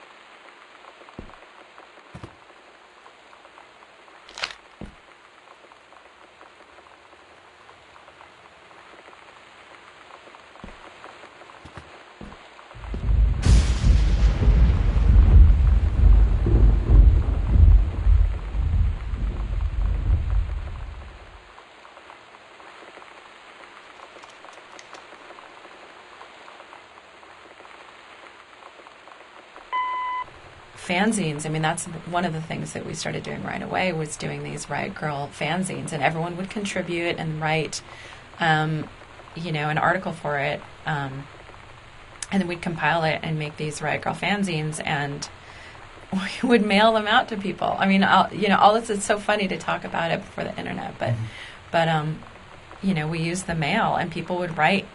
We had a P.O. box, and we started getting letters. Because people would read in someone else's fanzine, there's this Riot Girl thing that started happening, right? And it just, it was the most incredible thing. It just snowballed. Girls wanted to be a part of it immediately across the country, right? So from the time we started Heavens to Betsy in 1991, I think it was happening, these fanzines happening. Well, a year later, we left on the Riot Girl tour, the Heavens to Betsy Bratmobile Riot Girl tour, from Olympia to D.C. Well, for some reason it took us like almost 5 weeks to get there on this tour. And we ended up staying in D.C. another something like 5 weeks before the Riot Girl convention that happened. So all of this, all of these fanzines, all these girls across the country started getting interested in Riot Girl, and the press just went bananas. I mean, the press attention was off the hook. New York Times, USA Today, all these journalists wanted information and wanted to interview all of us. And it was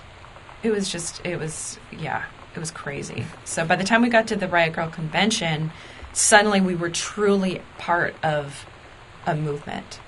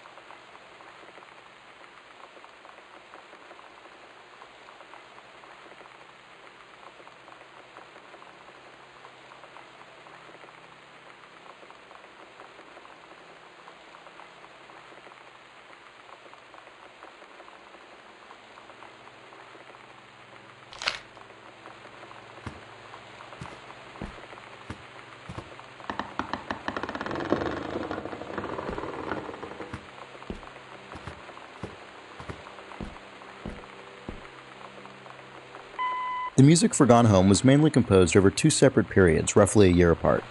A version of Part 1 of the game had to be ready by October 2012 for submission to the 2013 Independent Games Festival, so I did all the Part 1 audio logs primarily that September. The following summer I did another round of logs for the second half of the game, as well as some Part 1 revisions in the ambient exploration tracks. One really nice side effect of the long gap between composition sessions, as well as the structure of writing music that is very literally accompanying a story, was that I ended up hitting on pretty different ideas and approaches over time as I got further along in Sam's story. The original sketches I did had mainly electric piano sounds, which are warmer and more naturalistic than synthesizers and other electronics instruments. As Sam and Lonnie's story developed more, though, I started to bring in acoustic guitar as well. It seemed like an appropriate way for the music to build up some more familiar, natural elements, somewhat echoing Sam coming into her own. Eventually, it became a really tonal element of the score.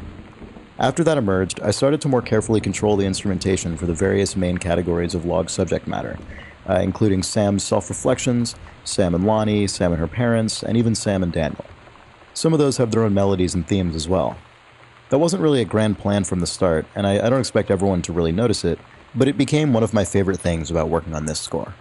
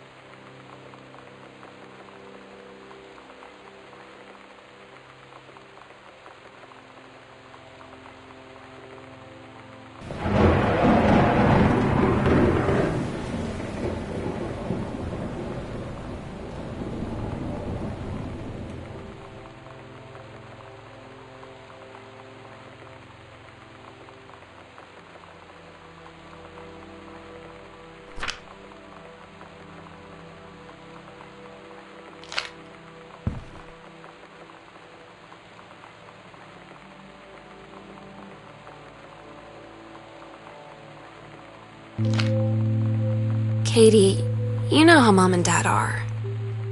Not exactly super open-minded about things. It feels like every minute I don't spend with Lonnie, I spend worrying about them finding out about us. And what would happen if they did?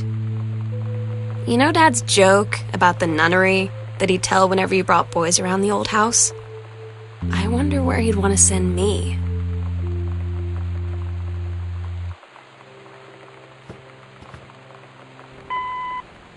So earlier in an earlier version of the story in Gone Home, Sam and Lonnie got caught together, and Lonnie's dad was like an asshole about it and threatened to send Lonnie to live with her mom in Florida. And we cut that. It was too melodramatic and it wasn't really interesting. It was an external force that was acting on them, which I wasn't super excited about in practice, and so on and so forth. But it caused there to be this concept of Lonnie's mom living in Florida, which Florida is, of course, the worst place that you can live. Well, let's not assume. But that said, it's the other side of the country, and it's totally so foreign from Oregon and everything. Also, it's where I grew up. Yeah, that was. So yes, the reason I think that Lonnie's mom lives in Florida is that I grew up in Florida, and I moved from Florida to Oregon when I was like 19, and I've been back to visit, but if someone were to say to me, "Hey Steve, do you want to go back and live in Florida?" I would take a sheet of notebook paper and I would write "no" on it, as big as you can get, and hand it back to you. There would be knives, there would be gravestones, there would be Dead lightning, face. big X's in the eyes, vampire teeth for some reason. I was largely unfamiliar with Florida, and my family started going there every once in a while, or when I was in high school for Christmas, because my mom hates being cold. And pick the wrong goddamn place to live, Mrs. I know. Zamanja. Yeah, well, But anyway, the only thing that I remember basically is that everybody had lawn flamingos, and we went around Christmas, so I remember hearing on the radio multiple times dogs barking Christmas carols. That's Florida. Florida sounds cooler than I remember it being. In my head, that's Florida, right there. All of the sliding doors that you see in the game are actually, from a code perspective, drawers. When I made a thing that could slide along a track like that, for the purpose of making drawers, Steve took it and, as designers are wont to do, used it for his own purposes and came up with sliding doors in our game.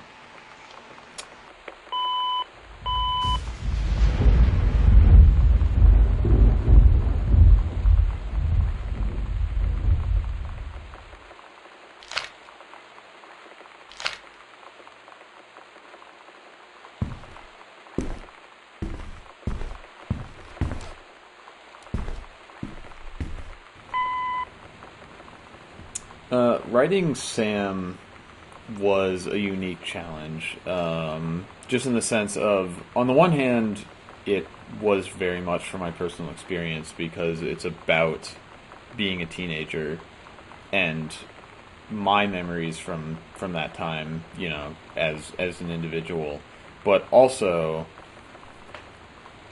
who Sam was and what her experience was. Came about as a result of kind of problem solving that we were doing, that Carla and I were doing, just figuring out what the story and what the conflict in the story was going to be. So, you know, by the time we figured out this was all going to take place in one house, and the conflict was going to be between the members of this family, and it had to be kind of irreconcilable differences that would cause serious drama between the members of this family, you know, we started thinking, what form could that take?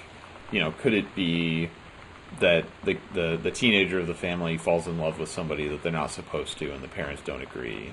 And what is the contemporary version of that? And so, you know, we at some point decided that we were going to write Sam as a gay character who had fallen in love with another girl, and what conflict would that cause within the family, right? And we were excited about that opportunity just because of the paucity of that kind of, you know, narrative in games. And you know, I remember when we came up with that concept, just being like, oh man, this is going to be good. We actually get to do this, which is really cool. But anyway, we actually, you know, yeah, we had to do a lot of work to make it plausible. Right. Well, because the other side of it is that, you know, I'm the writer on the game, and on the one hand, a lot of teenage experience is universal, but I also at some point just had that very clear realization of, okay, I have just signed up for writing a gay teenage girl.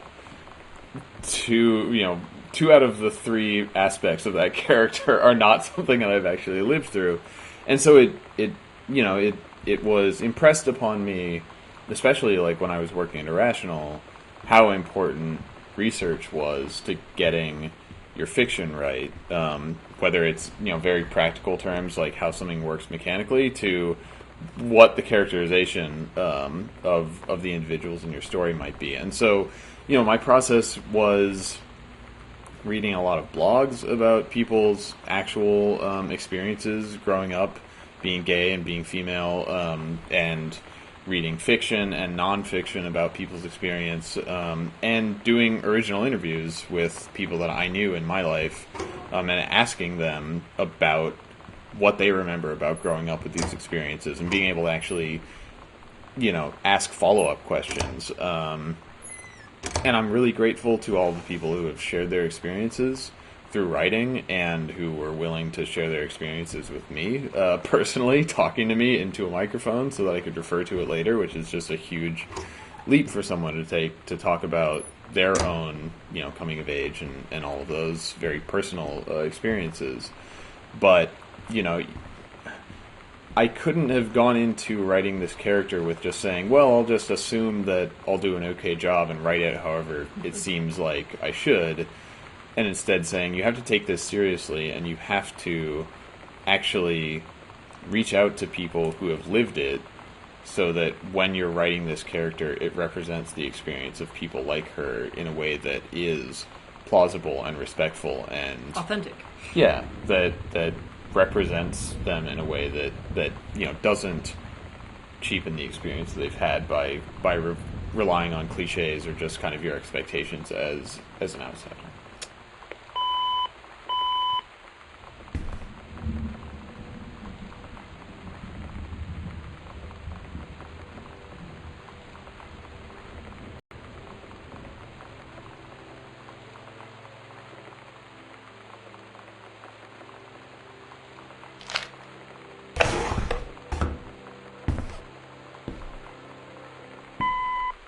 It's really about the ideals that we were trying to get across in our music. I think that the move to equality for women and for everyone in the U.S. is something that we all want to be a part of, right? And we used Riot Grrrl and we used music as the tool for that, but it's really, to me, it's about equality for everyone. That I think is the key, and that's why young people really feel passionate, and they listen to the music and they hear that passion, and that's what they connect with.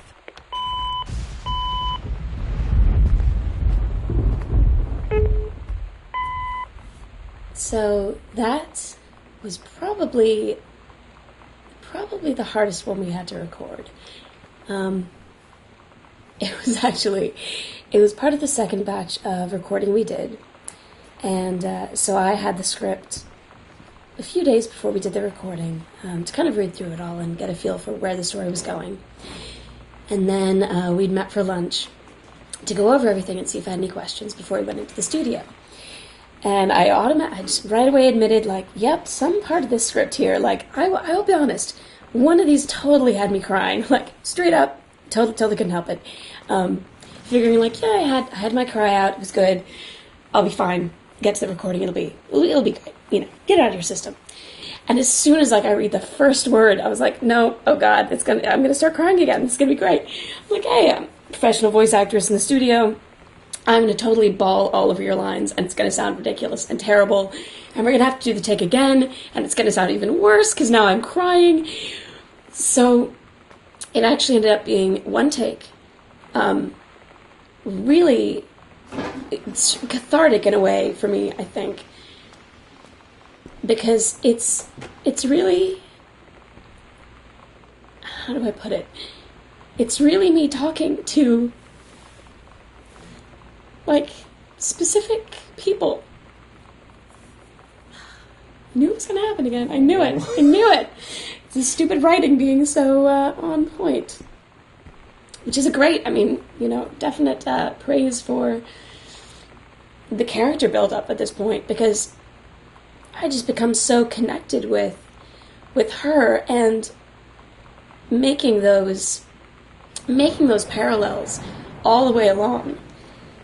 And then you get to this point where it's I know exactly how you feel. I know exactly what you're going through. It was completely authentic. I've enjoyed people commenting on the connection they've had to the emotion that's in the character. And this is always the diary I think of, because it's the one that it most got me.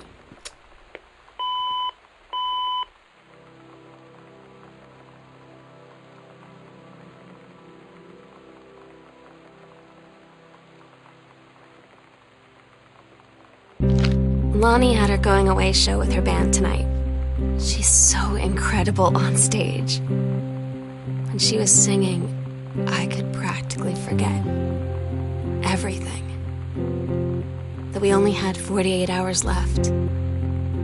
That I don't know what comes next. That I can't live without her. Then she dedicated the last song to me. I couldn't take it. I was out on the curb in the alley, sobbing till my ribs hurt. I would follow her anywhere, Katie. But I can't. Where she's going. After a long time, she found me. She said she was sorry. She said, I wish things could be different. I just wanted to make you happy.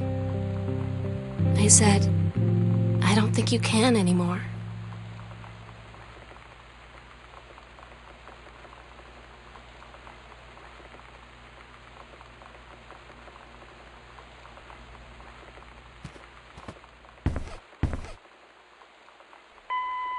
I'd already played through the first full half of Gone Home before I started composing any music, which was really important to understand how the game felt and played and looked.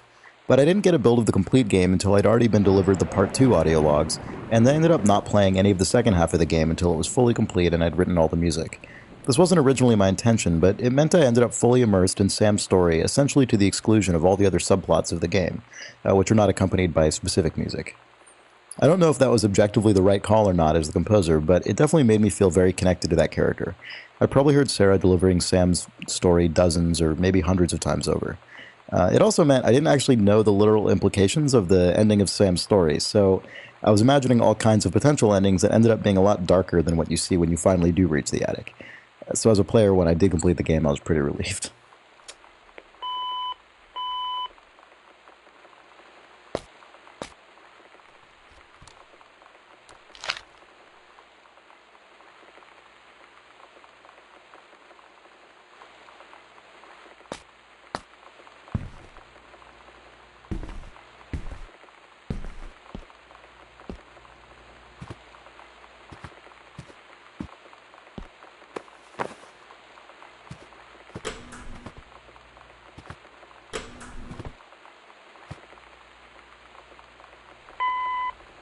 Really early on, I thought it would be, like, something that I thought would be engaging about Gone Home would just be finding notes and scraps in unexpected places and being able to, like, you know, zoom in really far and find something that's tucked away in someone's pocket or whatever. And yeah, finding a note that was in someone's pocket that had gone through the dryer, I thought would just be a cool image. And so we were always going to do this, and we ended up making it this specific note from Lonnie to Sam, which it wasn't this for a long time. Yeah, we had a few different go-rounds. It was the one that's in the garbage can in the garage was here for a long time, and this one didn't exist, and there was no note in the garbage can in the garage. But yeah, I think that this note, this is I think the last note that went into the game. It was really late. And like the last new content, you know, that went into the game. Because we did our final, like, pre-release playtest, and there were people that were kind of like, I felt like Lonnie's decision came out of nowhere at the end. And you know, I was like, why, you know,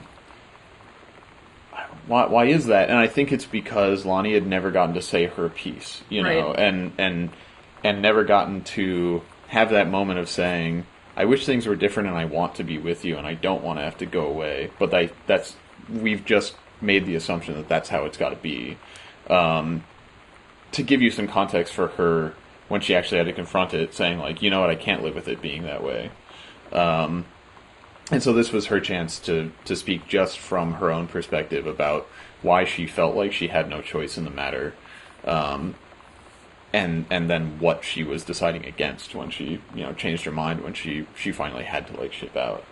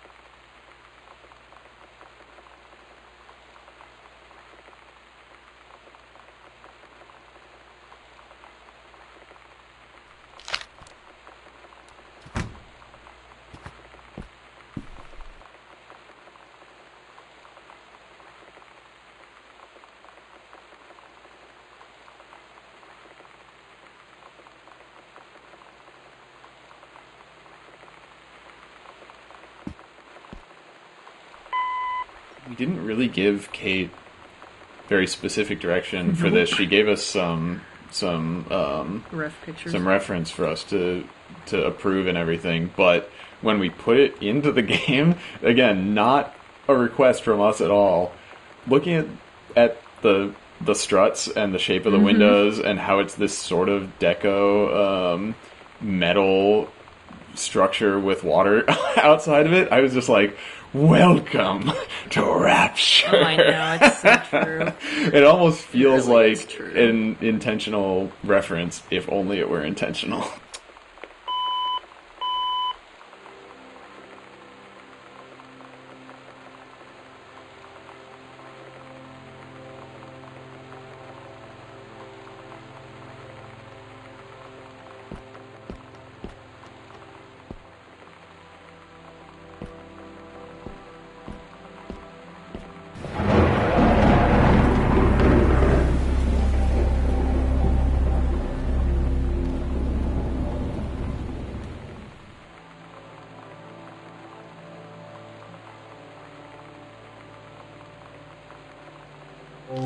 We agreed our last night together would be our happiest ever, and we'd forget tomorrow was going to come at all.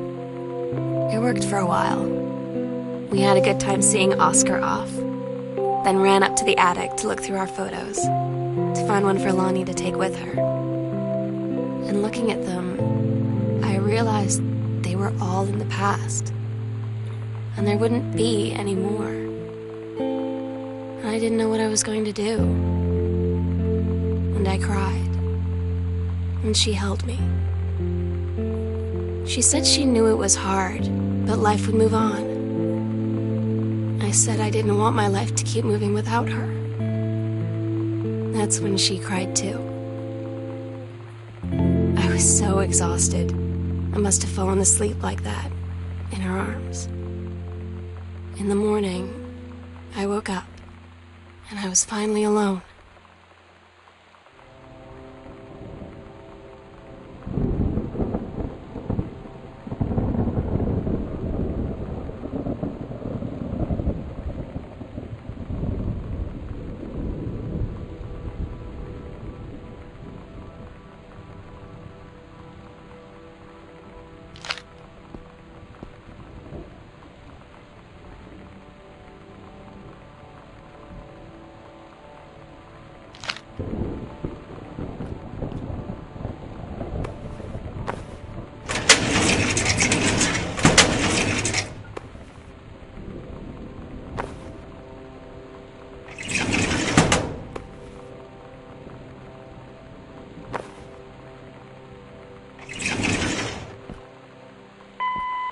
You want to talk about this fucking jazz mug? Nobody wants to talk about the jazz mug. Well, it's except the for worst. Carla. I hate it. It's the worst. that was such a common theme when we were like approving assets or making stuff visually for Gone Home. Is just like, oh my god, that's hideous. I fucking hate it. We're putting it in the game. Yeah, because like so just much like of that. awful '90s furniture and like we see it in a secondhand store or like or you just see on it the in the internet. Sears catalog Like, we yeah, bought, it's and it's just true. like there's so We just many feel like, fucking ugh, ruffles on it. I want ugh. to puke. Like the wicker furniture in Yeah. Mom and Dad's room. Right. It's like that's fucking hideous. We need it.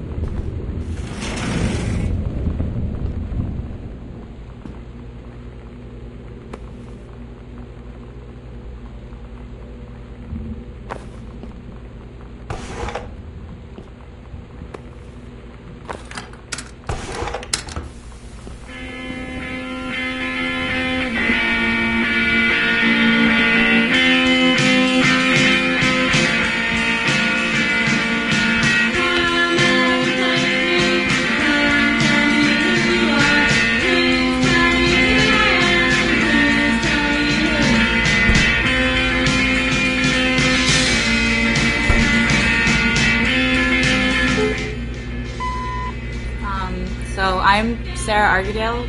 This is my salad dressing.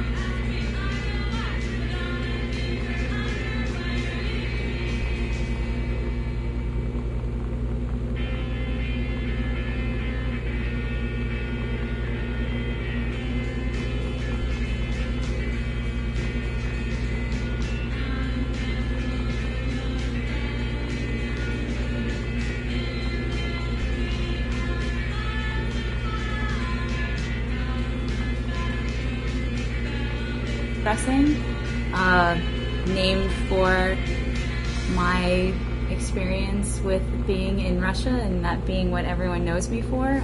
I studied Russian in college and I lived there for about a year teaching English when I finished school, and it was a cool thing that happened in my life. So I am everyone at the Fulbright Company and kind of inserted myself into their lives. The Gone Home team, the Fulbright team, was nice enough to put a little token in the game for me, and it's pretty cool.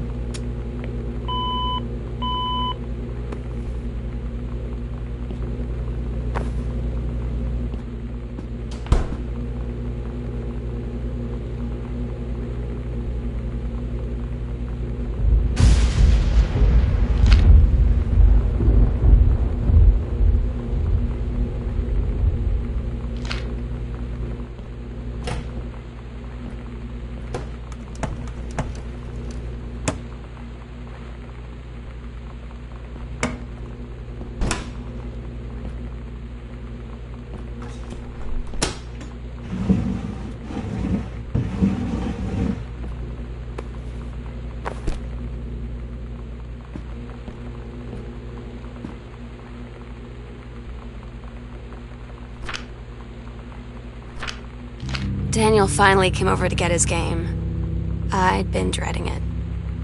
But he brought this story with him that I wrote when we were little.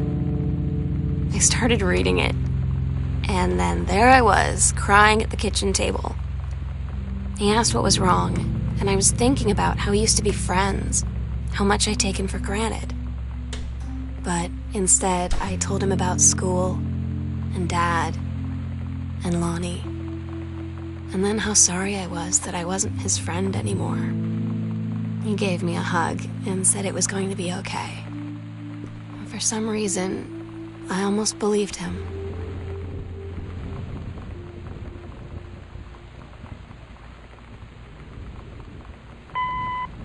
For a long time, the kitchen was not going to be mid-renovation the way that it is. And it's one of those things that I think that necessity, a production constraint, actually made this part of the house better than it would have been if we could have just done whatever we wanted. Because for a long time we were like, okay, it's just going to be a kitchen, and so we're going to need a bunch of food, which we ended up making, and we're going to need a bunch of appliances, and we're going to need a bunch of,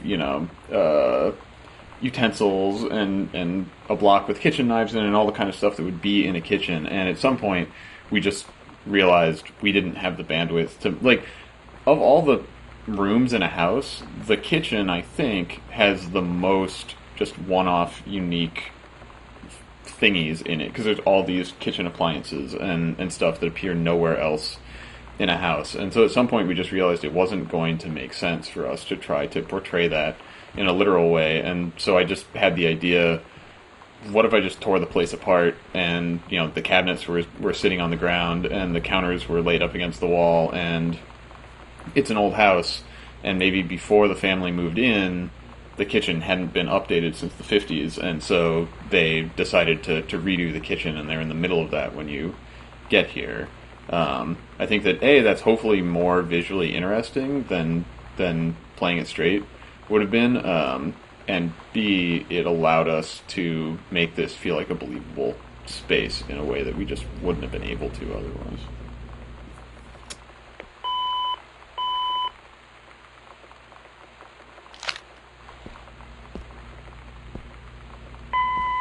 When you put out any sort of content about your game online, whether it's screenshots or whether it's gameplay or anything along those lines, you you're sort of at the mercy of the internet, and you sort of want to see what people are going to respond to, whether it's positive or negative. Hopefully it's positive. But we put out the screenshot a while back of the TV room, among other screenshots, and there's lots of wonderful comments, and I was really happy about that. But one of the comments that I saw a couple of times was people talking about how greasy this pizza box was. Something I hadn't noticed, so I went back and I checked it. It's a very greasy pizza box. Maybe Sam's into deep dish pizza, who knows? But I'm glad we didn't change it. I'm glad we kept it just as gross as it always was. I like it.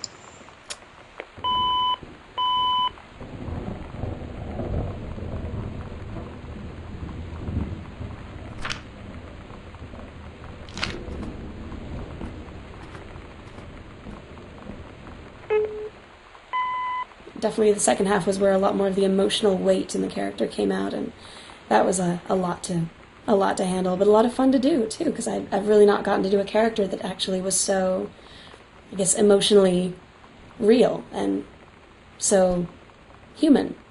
You know, it's sort of, you're not doing some commercial selling you thing, or not doing some sort of sci-fi fantasy world sort of story. It was very realistic and very relatable, and you sort of realize that the character's someone that you could know or that you could have been, you know, when you were younger, which I really liked. It was very exciting. The whole experience has been really good.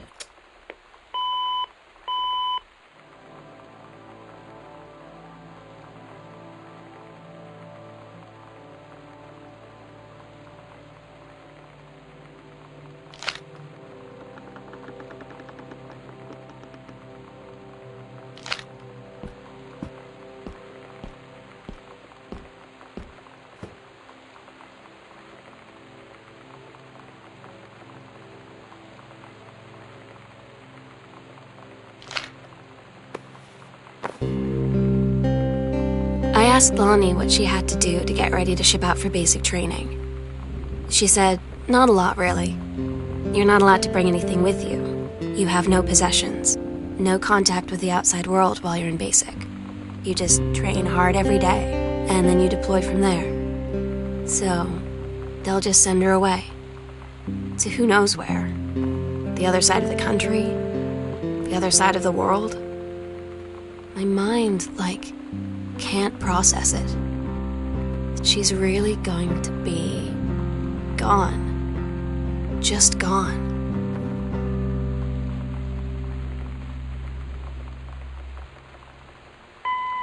Oh, you found an Easter egg! Who found it? You found it! This is the best!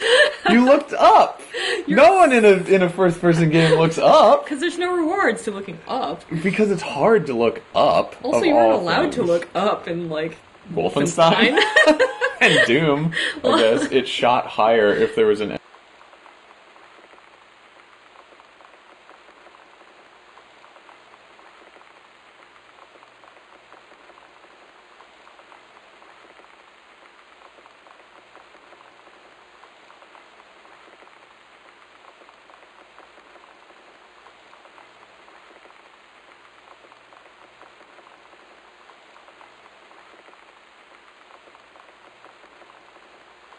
enemy higher. Oh, yeah.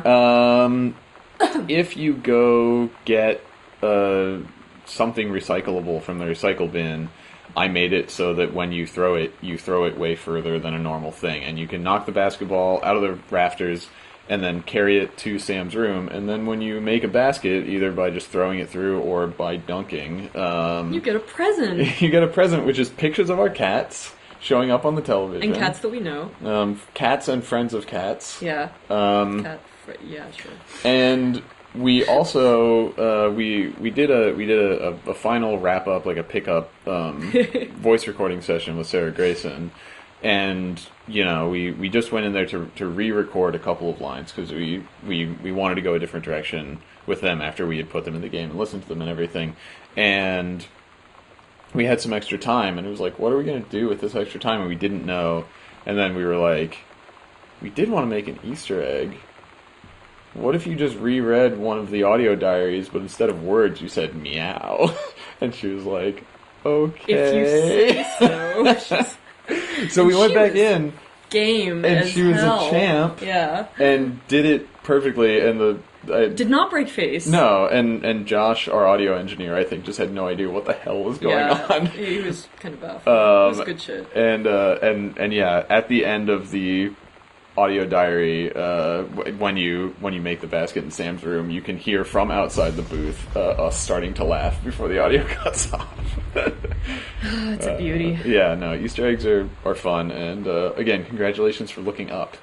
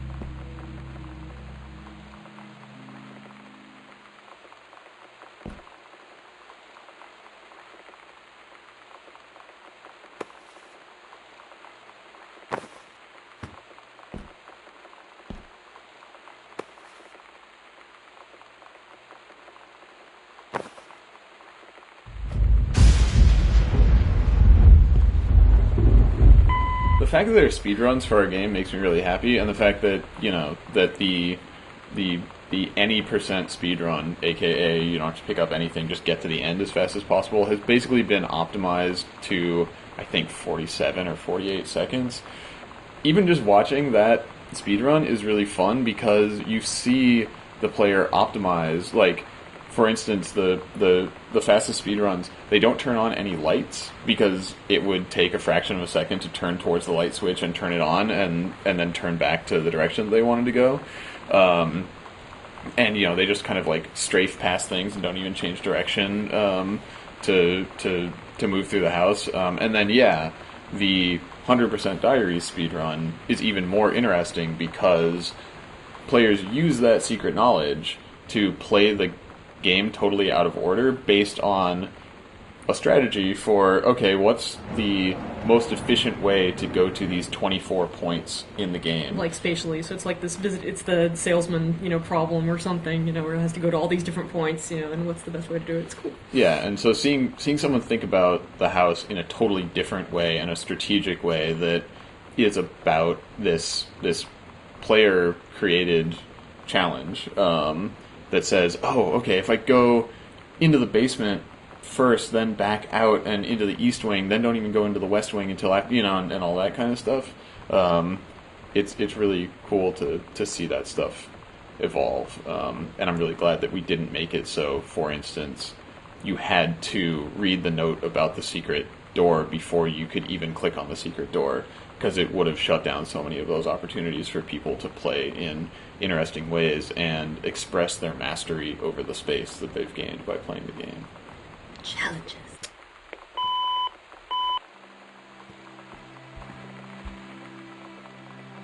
The sunset light in this house is the saddest thing I've ever seen.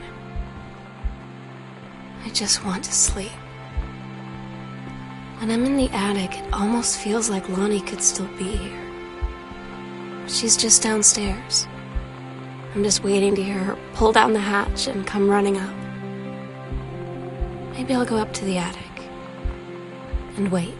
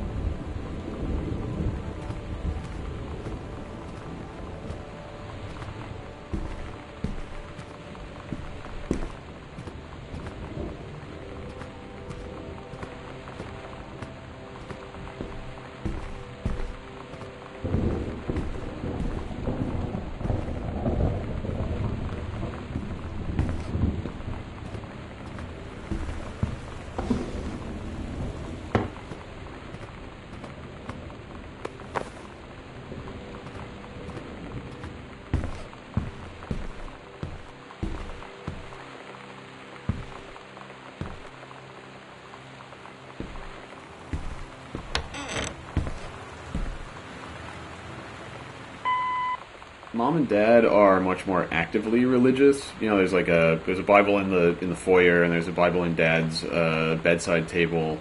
Or arguably they want to appear actively religious. But yes. Yeah, I think that, my intent was that they aren't super religious, but they probably still go to church. And they also they would feel bad if they put their Bibles away. They'd be like, But it's definitely, I don't know, it comes from my own experience of my parents went to church and were more religious and stuff, and as, I don't know, around when I was like 10 or 12 or something, I was just sort of like, I remember having a conscious realization of just, no, this makes any sense. like I was like, this is all about a guy who was dead and then came back from the dead. That doesn't happen. Magic isn't real. Wow. And it was, and then there was a process of like just being like, okay, well, I'm just not going to go to church. I also remember having a conscious realization that the only reason I wanted to go to church was because after the service they gave you free donuts. Oh yeah, no, that's fine.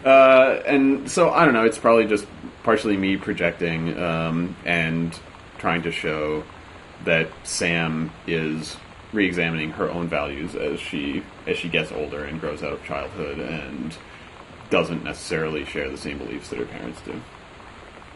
I never tried really hard to, like, I don't know, actually, yeah, I don't know, it was normal church behavior, like, I would go and, like, help out with, my younger siblings, and, like, my parents always went to church and whatever, and I'd go along, and there was, like, a couple of people that I knew there and everything, but it took me until I was about, I think I was, like, 13 or 14, I spent a significant amount of time really trying to, like, to be like, alright, I'm gonna do this church thing, I'm gonna try really hard, and I would, like, get annoyed at people when they said, oh my god, and stuff, because I thought that was what you were supposed to do, and I think it was, I don't know, lasted, like, whatever, 6 or 8 months or something, and then it broke, and I couldn't do it anymore, and I forget what I did something, I ruined something, in the church through total, not caring. I built I remember now, I built a house of cards out of a, Bible trivia, like flashcard set. Yeah. Well, it was just like Trivial Pursuit, except it was Bible based.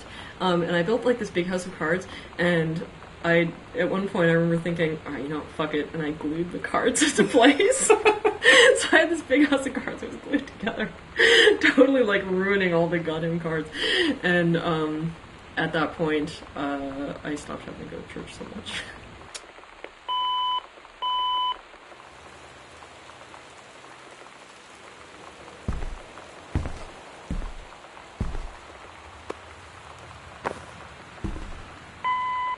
Mom and Dad are much more actively religious. There's a Bible in the foyer, and there's a Bible in Dad's bedside table. One of the assets that I really liked creating in the game was board games. So there's 3 in total of them throughout the house. Ideally there'd be more, but we had to focus on the getting the walls built and things like that. But I really like them. They're just a simple extruded cube. There's something about environment design that's really fun. There's really a goofy aspect of it where you have to create fake brand names. You have to create fake toys and fake storefronts. Maybe my favorite is in the game Costume Quest, when you're going through the shopping mall, there's a store called Why Not Flip Flops, which always makes me really happy. But this one is a parody of Dream Phone, which is an awful game that came out in the early 90s, where you sit around a table with your girlfriends and you pick up this plastic pink phone and call these sexy boys, and you see which one likes you. It doesn't really suit Sam's personality exactly. But I figure maybe it was given to her by a well-intentioned relative who doesn't quite have her personality down. And maybe she played it once on a lark and then put it in the closet, and that's where it stays.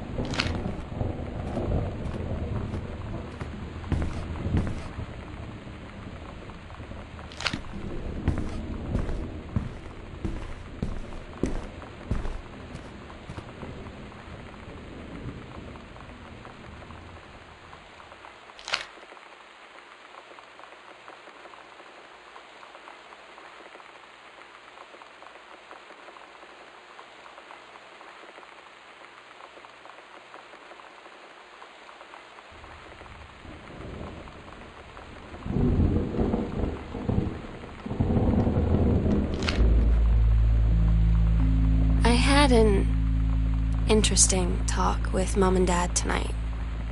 One you were never gonna need to have.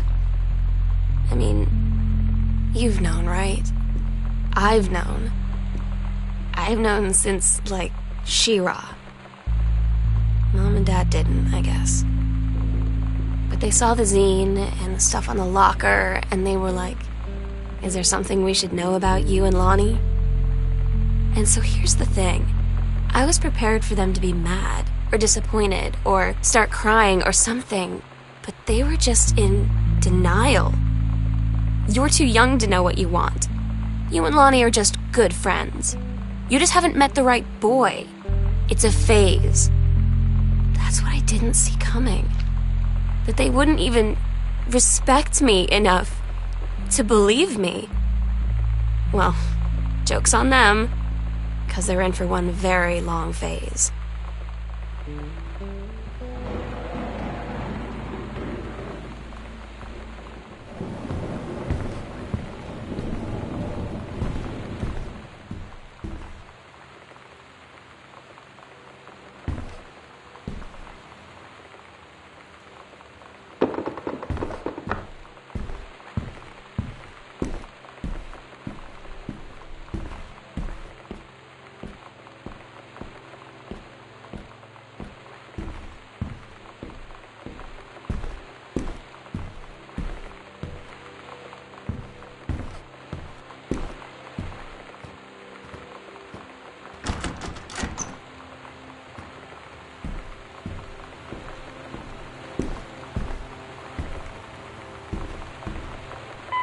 You want to talk about a place for Christmas Duck? This is where Christmas Duck goes. Oh, it's Christmas Duck's little house. It's his little house. That's where he goes. He goes into it. There was something that I always assumed would happen. I know that some people did do it because we got tweets, like on the day of release or whatever, of people referring to this. Right. But kind of based on the gnome in Half-Life 2, Episode 2, or whatever, and just a general, I think, instinct to take the first kind of personified thing that you encounter and drag it around the house with you. Yeah, try to take it to the end of the, take it all the way there with you or whatever. I knew that some people were going to take Christmas Duck all the way from the beginning of the game to the end of the game, and that we needed to pay that off somehow. I used the putback system that in almost all cases is just used to, okay, you pick up a clean Xbox and now you can put it back where you got it. But in reality, I can put one of those putback triggers anywhere in the game that I want. So there's one putback trigger for Christmas Duck where you initially pick him up, and then I put another putback trigger for Christmas Duck here. But yeah, if you bring Christmas Duck up here, you get Katie's interaction prompt that says, "There you go, Christmas Duck," and you put him back in his little nest, and he gets to go back to his home at the end of the game. Good old Christmas Duck.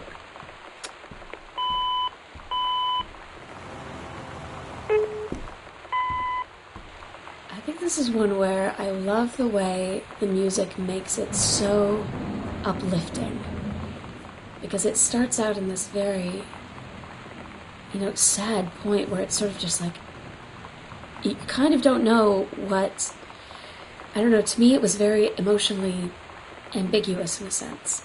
I mean, she's saying, like, oh my god, I can't believe it, like, something's happened, something's gone wrong. And as she kind of unravels the story about how she missed the first 2 calls, which then take you right back to one of the first things you probably do when you get in the house was find the voice recorder. So I love how it loops it around, and then it starts building this positive feeling of, like, how this isn't the end. And we are going to see each other again, and there's this wonderful elation that she sort of dawns on in a funny way. And that, yeah, it's just, it's so hopeful, and it's really nice to connect to that and just try and express a little bit of levity after so much weight has built up over the course of her life in this little window.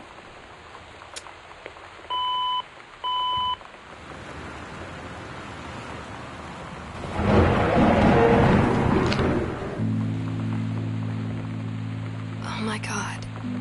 Katie, fell asleep in the attic, in Lonnie and my old spot, and I missed the first 2 calls. I just barely caught the third one before the machine got it. And it was Lonnie, on a payphone.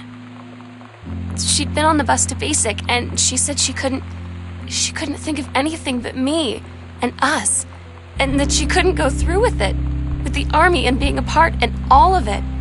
And so she got off the bus in Salem. She said, "Sam, I want you to pack up everything you can and get in your car and come find me. And let's just drive until we find somewhere for us." And she asked me if I could do that.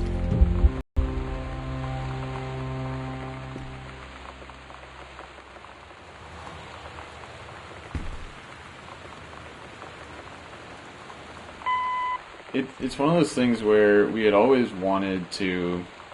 Well, A, we had wanted to pay off Sam's darkroom by letting you go in it and see photos that she had taken. And B, this started from a point of me just being like, oh, we'll end the game the same way we ended Minerva's Den. It'll be fine.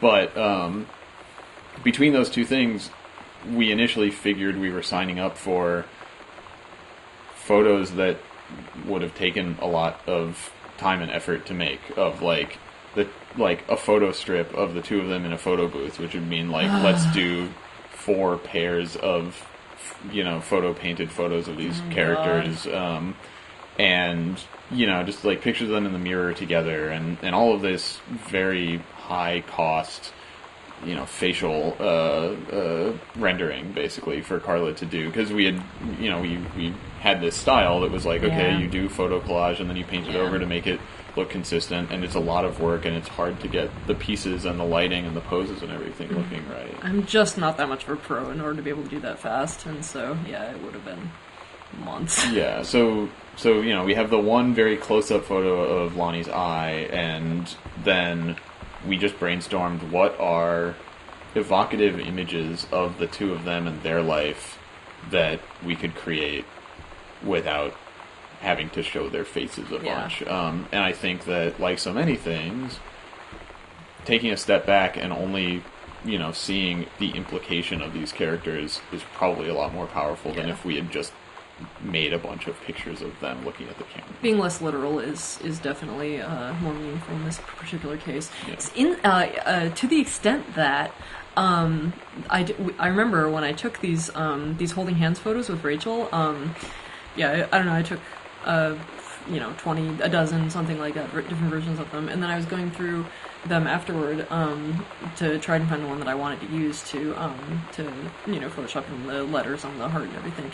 And I found myself thinking, oh, these are all so sweet. I'm like, I had just taken them 10 minutes ago with my roommate, and it was just like, somehow this here is more evocative and meaningful than a happy face, I guess.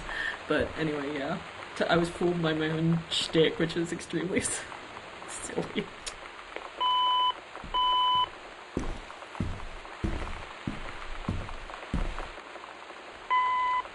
So this is the last room in the game, or at least the last room chronologically in the story. You need it. You did it! This is where you find Sam's journal that you had been hearing diary entries from. And it's revealed, or I guess implied retroactively, that, the game has been taking place in a flashback, basically, and Katie read Sam's diary that was addressed to her and is now thinking back to what she saw in the house. So thanks for playing through with commentary mode and listening to us and Yonaman and Kate and Sarah Grayson and Chris Remo and Corin Tucker from Heavens to Betsy and Slater Kinney, who, again, thank you to her for taking her time to record some of her recollections and thoughts for this. But yeah, just thanks for playing, and we hope that you got something good out of all of our jibber jabber.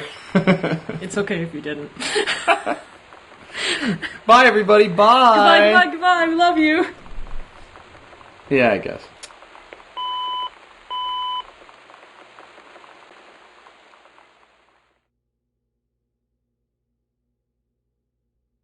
Katie, I'm so sorry that I can't be there to see you in person, that I can't tell you all this myself. But I hope as you read this journal and you think back, that you'll understand why I had to do what I did. And that you won't be sad, and you won't hate me, and you'll just know that I am where I need to be. I love you so much, Katie. I'll see you again someday. Love,